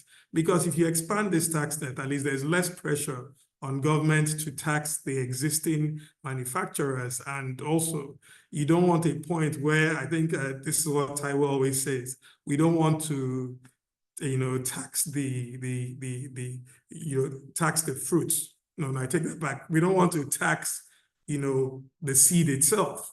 We want to tax the fruits. But if you continue at this pace, at the pace at which people are paying taxes, you're literally going to get to a point where people are paying taxes from capital, especially when I don't have the cash flow. So that's kind of the reality of what we're seeing. Another thing is, when we're talking about policy as well is, I think Soromidaya mentioned it when she talked about consistency, policy consistency. We want to be able to find a point where, there's stability across board. So over the next few years, we know that this is the, government's policy, and there's clarity for us around what we want to do. The banks woke up one day and all of a sudden they have to pay a windfall tax. It's another conversation, because I really don't see what the windfall is, for them. But, again, you have to pay a windfall tax. This is the same industry where, over the past year, interest rates have been raised at least almost 800 basis points. And how on earth are the manufacturers going to recover within this period? Let's say between February and now, and I think it was raised by about 400 to 600. And you expect the manufacturers to then do what? Can they pass the cost to their customers? You can't, because while the purchasing power has gone down. If I look at the consumer purchasing power index, it's gone down by about 23%. I think it's a bit more. These are official numbers. So you can't even pass it over to to the consumers, because the consumers don't even have the purchasing power. So you're stuck with significantly increased cost of capital, and then the inability to do what? To pass that over. So again, I probably want to ask myself, do you want to put the financing capabilities of the banks at risk by asking them to pay a bit more in taxes? And then obviously then you probably then find them transferring that to their own consumers or their own customers, of which the manufacturing sector is a big one. So we would like to see a bit of consistency in policy as well going forward. Would like to see the incentives. I know that incentives have been abused in the past, but let's have targeted incentives now, because this is really what is needed. If we're driving import substitution, let us have targeted incentives where people are actually investing in, import substitution activities. Again, let's also keep the tax rate stable for at least the next 2 years. Don't think about increasing any taxes, no matter what pressures you're getting, because at the end of the day, if you don't increase the taxes, or even, I dare say, reduce the taxes, you're giving us a bit more ability to do what? Invest a bit more. And obviously, if you look at the multiplier effect of additional investment, additional production capacity, additional jobs, additional revenue. So whatever you're losing in taxes now, we shouldn't be short-sighted with what we're losing in taxes when we say we're not increasing taxes or we're even potentially reducing taxes. So I'd say for me, those are kind of the buckets I want to talk about, things from, the standpoint of the policy consistency, the stabilization and potential reduction in taxes, drive better incentives. Please do not remove the incentives. The manufacturers do need the incentives, and I'd say we need to even bring in more incentives. Processes, whether it's investment, whether it's ease of doing business, I think the Vice President's office has a big role to play, and I'd say also the Minister for Trade, has a very big role to play, because a lot of the processes that we're dealing with are under her. And I think, she's, this is someone I know is an extremely competent person, and I know that she can drive this. It's just, let us just focus on those processes, and let's have a way of measuring the impact. So I was at a session with at the Vice President's office, where hosted by the Vice President's office, where we talked about the manufacturing sector, and most of the government agencies came and gave their scorecard there. But you can't give a positive scorecard when the industry hasn't felt the effect. So I'd like to also advise an impact analysis. So I'd like, if the minister and the Vice President's office can look at a real impact analysis to say all the things we are doing, all the things the agencies are doing with regards to processes, whether it's processes for importation, processes for getting licenses and the rest. What is the real impact of what they are doing? We need to be able to measure it. And if we measure it, if it's a positive impact, the industry will tell you it's a positive impact. But we can't decide on our own that we're doing well, yet the industry is suffering. So I could go on and on, but I think I've exhausted my time. So I'll stop here for now. And thank you for the opportunity. And I'd say there are steps that are going on in the right direction. I love what Taiwo's team is doing, but the impact is probably longer term. We need to bring in things that will fix and stabilize the industry now. Thank you.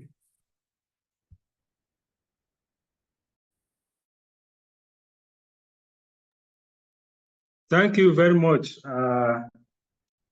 Chijioke. Thank you very, very much. That was a very, very comprehensive submission, which will be very, very useful and valuable for our policy makers.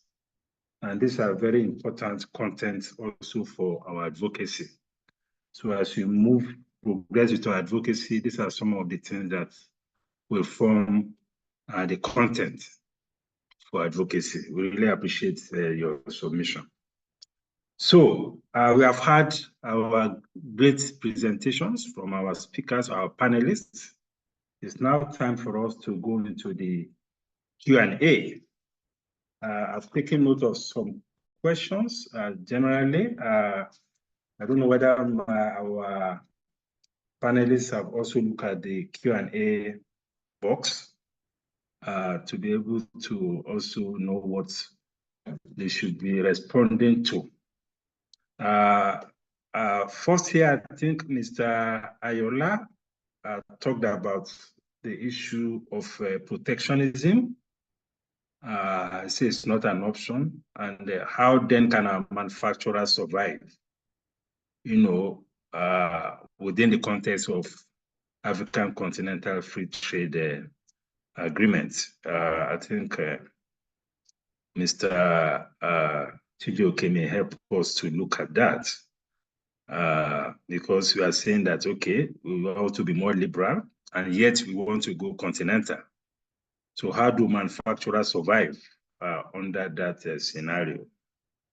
Then Mr. Ibrahim talked about the current increase in minimum wage. How will that affect prices of goods? That's the implication of the minimum wage for prices of goods. I think Mr. Chijioke can also help us to pick that up. That looks more like a policy issue. Mr. Akpan is asking the need for us to have a development state. In other words, to have what he called a broader scope for political economy, so that everything that we do will not just be around market economy or pure economics, but the need to infuse political economy into what we are doing. Mr. Olorode, I don't know whether you'll be able to take that. He's talking more about intervention, not just to be leaving the economy to all these market forces and all of that. Mr. Bob is talking about that the government should develop our iron and steel, rather than us lamenting about the fact that we're import dependent, the economy, manufacturing is a casualty. What are we doing about building capacity to source raw materials locally? I think our facilitator can take up that, because he spoke largely about resource-based industrialization. Mr. Oluwakomu talked about local sourcing, again within the context of resource-based industrialization. He's saying that it's extremely, very, very expensive, very costly to process locally. He cited the example of the cocoa processing, where the agricultors are saying that if they want to process before they can export, that it is very, very costly and it makes them very uncompetitive. That's why they're just exporting raw materials. So, Madam Amanda, perhaps you can take that alongside your own presentation. Then, Mr. Oloride, there's a question for you on the payment system for exports. When you talk about exports, especially to African countries, how can the payment system be facilitated? There's also a question, I think, for you on how you support distributors generally. Then there's a question here about whether we have a manufacturing vision for the country. Perhaps I could take that.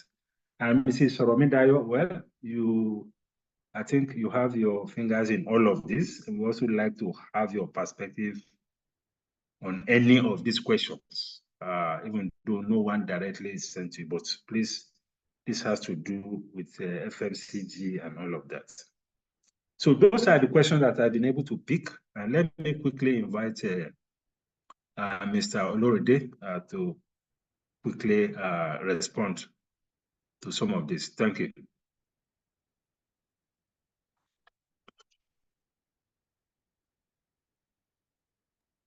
Okay, thank you very much, Dr. Muda. And thank you, participants, for your excellent questions. Okay, there are a few questions. Okay, I'll start with the one on whether we fund distributors. The answer is an absolute yes. First Bank of Nigeria, for instance, has a very extensive key distributor scheme, whereby distributors benefit from the credit rating, by extension, enjoying that umbrella of key manufacturers. So that very much exists here in the merchant bank as well. On a modest scale, we offer that scheme as well.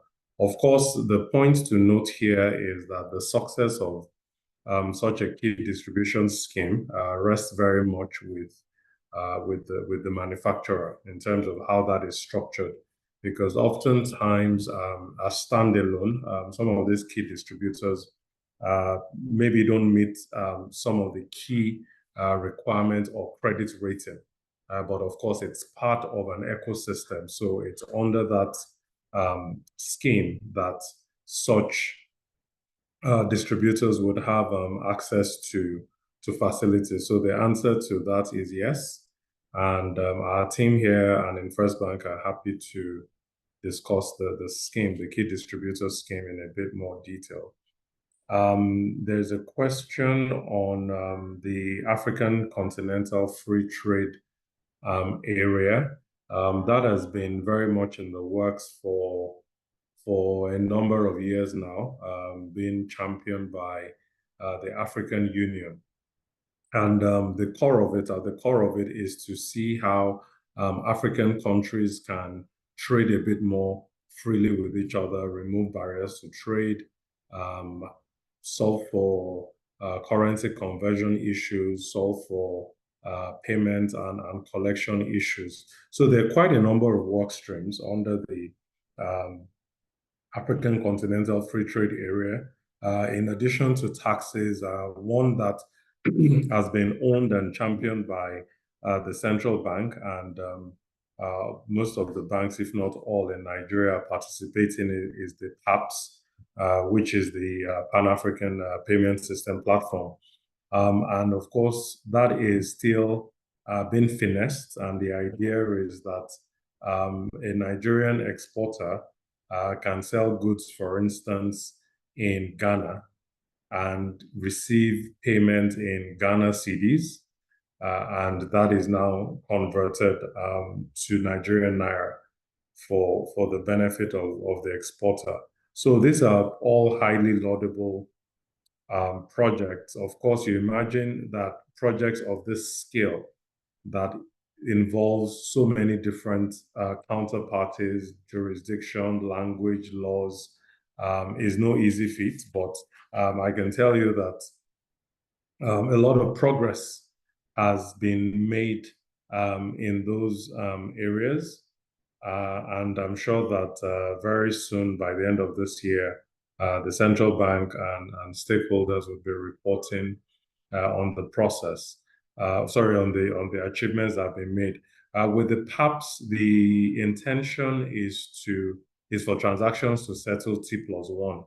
So where you make a sale today, by the next day, the seller or the manufacturer receives value. And there's a whole bunch of other plans around even the capital markets, the infrastructure, unifying tax, and just eliminating barriers essentially with intra-Africa trade, which we all agree that hasn't been the easiest, even when you consider just flying, for instance, from Lagos to Banjul could take you, for instance, a whole day. So this scheme covers all aspects, including air travel and moving goods and services across African geographies. Which other question? Maybe I'll just pause. I've taken 2 questions on the key distributor scheme and the Africa Continental Free Trade Area.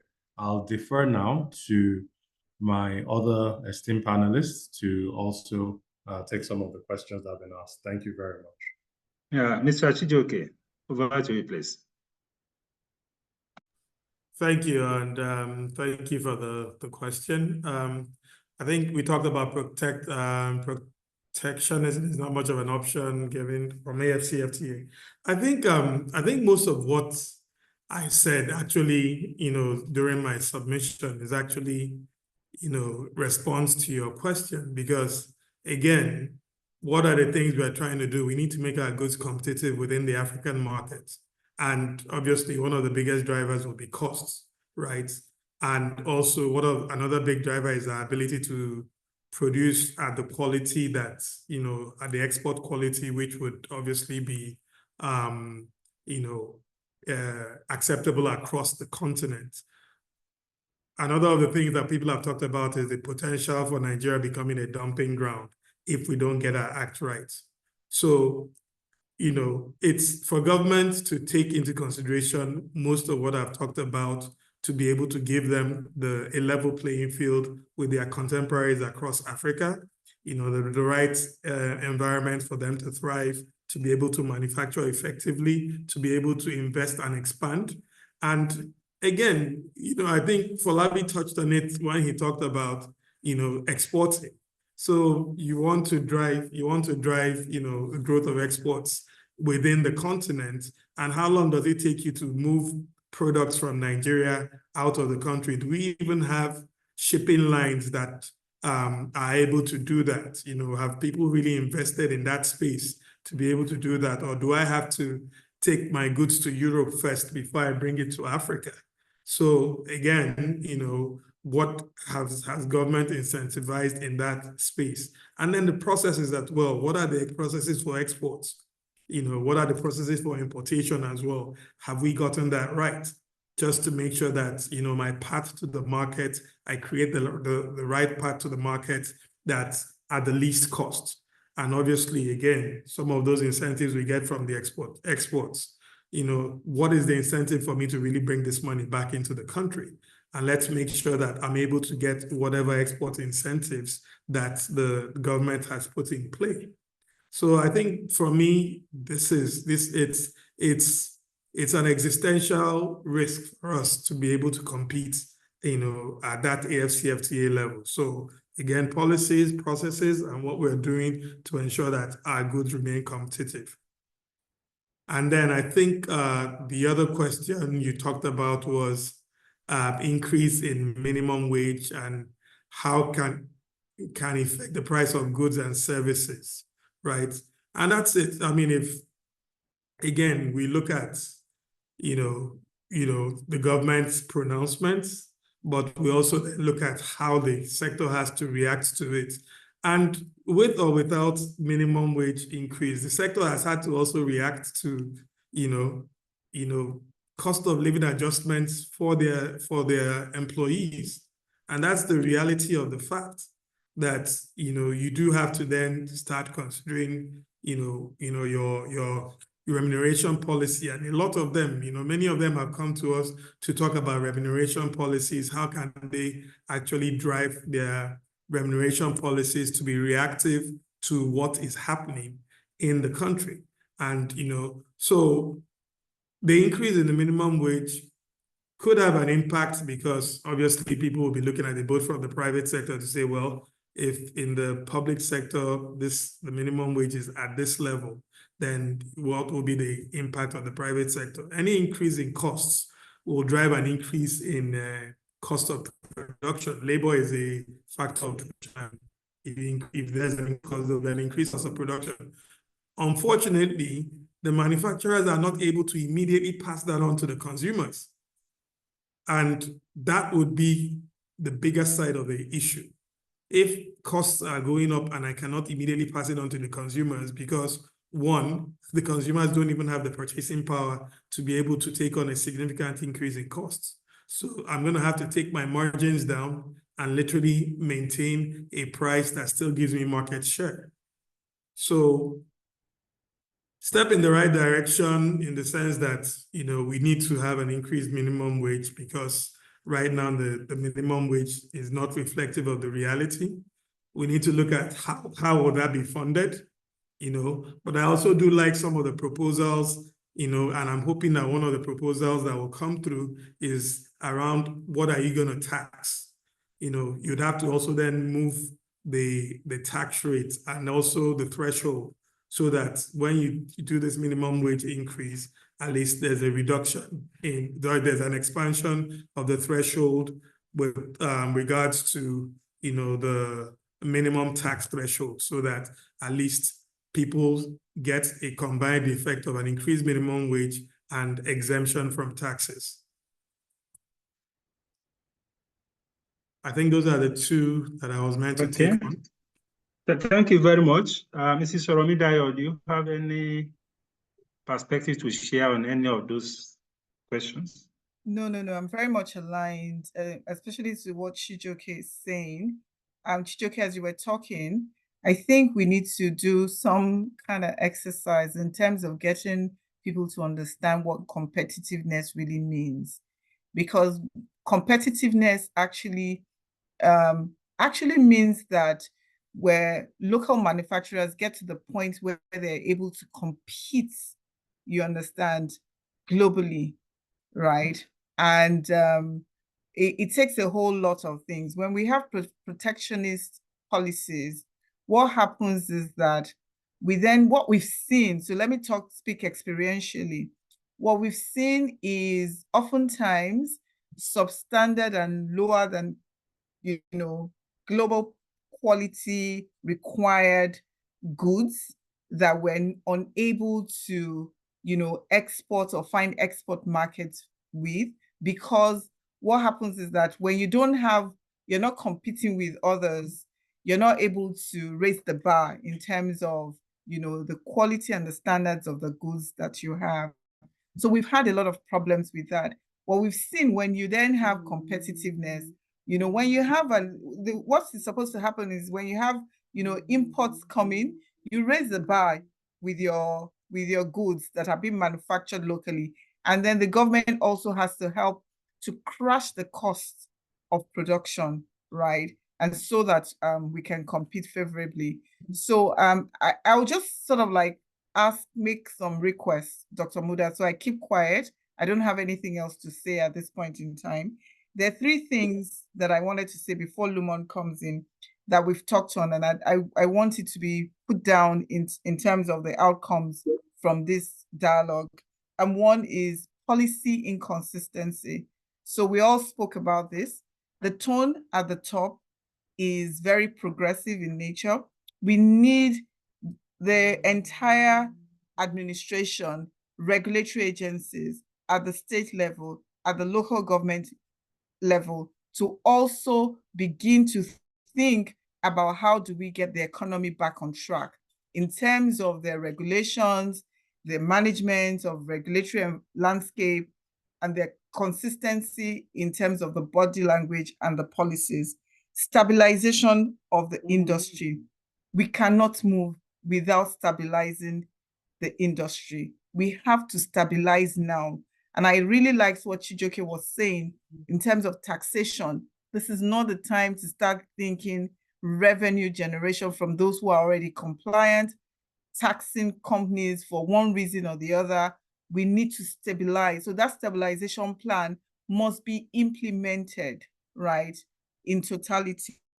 Then the last thing I would say is that what we've seen, especially in our sector, we've actually seen some organizations who are funded, foreign funded, organizations that are local but are funded to push one advocacy or the other that is not backed by data or evidence, trying to push for increases in taxes when there is no need to. For my sector, particularly, we have companies that have either shut down, are about to wind down, or have reduced the size of their operations. We need to get them back on growth,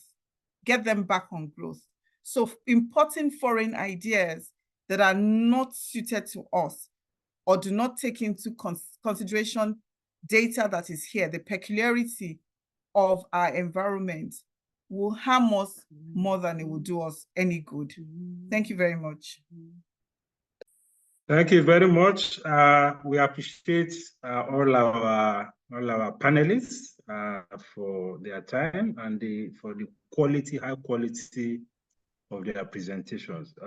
Before I invite the facilitator, let me check if our board member of the NASD, Mr. Olakunle Alake, has anything to say before I invite the facilitator to now round up. Mr. Alake, please. Thank you, Dr. Ispo. I want to thank the panelists for a fantastic job done.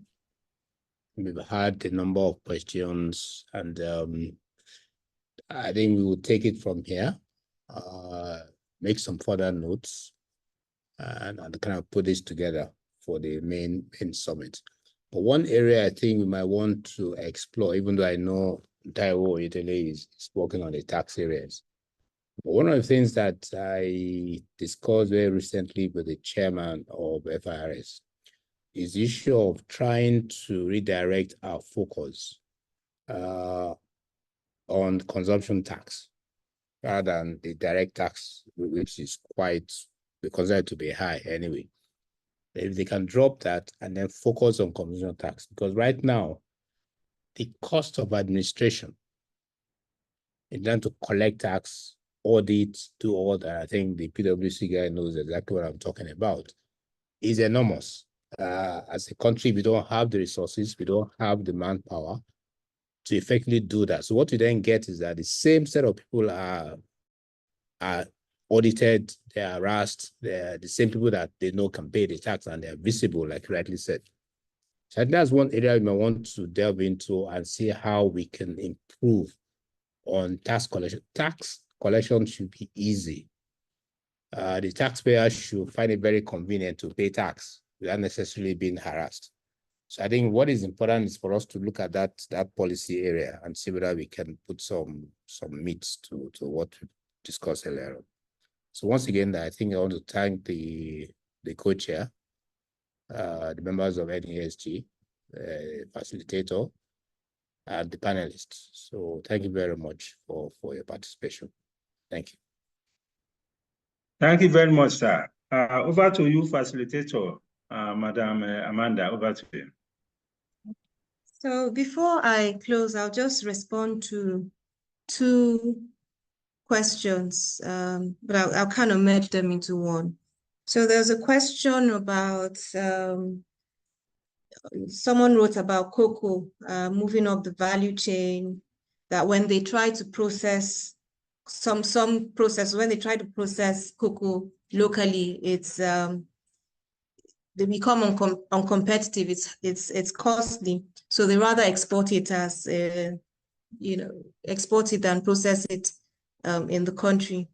So what happens here is that first, in executing this resource-based industrialization policy, or leveraging our natural resources to industrialize, it's not every commodity that would apply, that would this policy would apply to.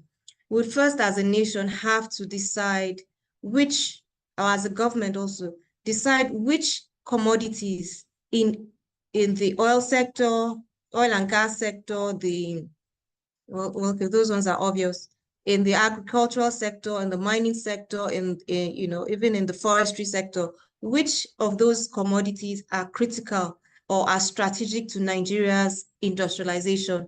And of course, cocoa comes to bear, because I think the sector is still thriving as it did, or still has the potential as it did in the past. So what we'll have is we'll have these strategic commodities identified. Then the government would have to put in place several policies, one of which is export restriction. I know some might not like to hear that. Why should I shouldn't have to supply my commodities here if I'll make more money exporting it. But then if the purpose is for value addition, then there are certain incentives that the government would then put in place to encourage the movement of those commodities into our industrial sector. So basically securing the raw materials and the feedstock for our manufacturing sector. And then of course there'll be development pricing. So there's some development and industrial policy strategies and incentives, financial sector strategies and so on, that will be put into securing feedstock and raw materials for our manufacturing sector. But again, as I said, only for those commodities that are critical or strategic to our industrialization. And the second was around steel. Well, we can't put pressure on the federal government to develop steel. What they've done so far was to set up a steel ministry. That has its advantages, it has its disadvantages, having that ministry. But what's more important is, I think, is it Sweden? Yes, Sweden used this resource-based industrialization approach. It was based on iron. And, so they now have a thriving iron and steel industry. The same with Japan, even though Japan does not have iron, but imports it. So they used their imported iron to become the industrialized nation that they are today. So I think I'll stop here in terms of answering the questions, but just be rest assured that our strategy here is around driving reforms to stabilize or to develop to create a more, a better operating environment for manufacturing to thrive, and at the same time drive, push a paradigm shift, cause a paradigm shift in the industrial policy that we've adopted in the country. Samuel said something about poverty, why manufacturing is important in addressing poverty. Actually, the SDG 9, the Sustainable Development Goal 9, it combines industry, infrastructure, and innovation together.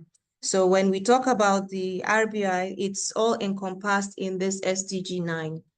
And what's quite important about SDG 9 is that through SDG 9, the government, through deliberate policies and strategies, can achieve all the other 16 SDGs. So either by manufacturing the equipment that are required to drive poverty or to, address water, sanitation, and so on, or also change its approaches, the way it approaches industrialization and manufacturing in order to reduce the impacts on the economy or the citizens as well. Now, the key issue again from Chijioke was, are we likely to have a manufacturing sector in about 2 years, and that there's a need for stabilization? Thankfully, that aligns with the NESG's macroeconomic outlook for this year. One of the key proposals to the government was it should focus on stabilization rather than trying something, rather than trying to increase revenues, stabilize the economy. And that's what we're also focused on here, which we're pushing out, is that there's a need to stabilize the manufacturing sector and take advantage of those who have remained, nurture them, assist them so that they remain.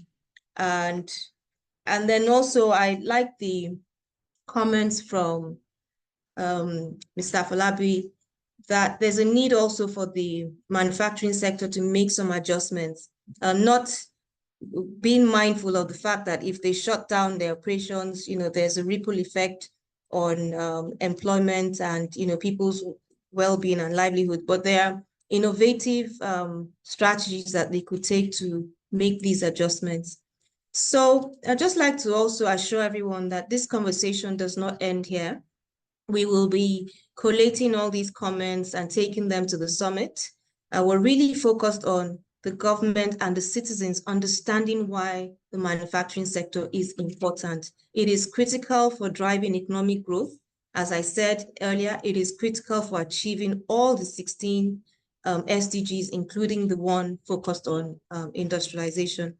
And then beyond the summit, the Policy Commission, particularly the thematic group on manufacturing, will continue the conversations. We're actually working on finalizing our advocacy strategy for manufacturing, where we will be pushing all these ideas, getting the government and also the citizens to understand the importance of the manufacturing sector. I don't think we understand it as much. We tend to say, we thrive on the fact that the services sector is growing, or we have a vibrant tech sector.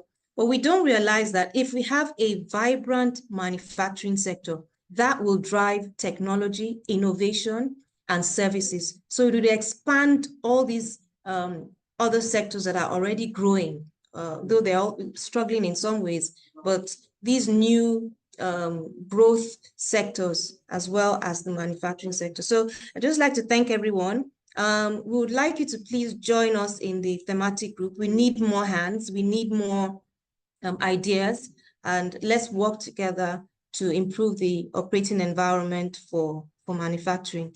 Thank you, everyone. We hope to see you soon.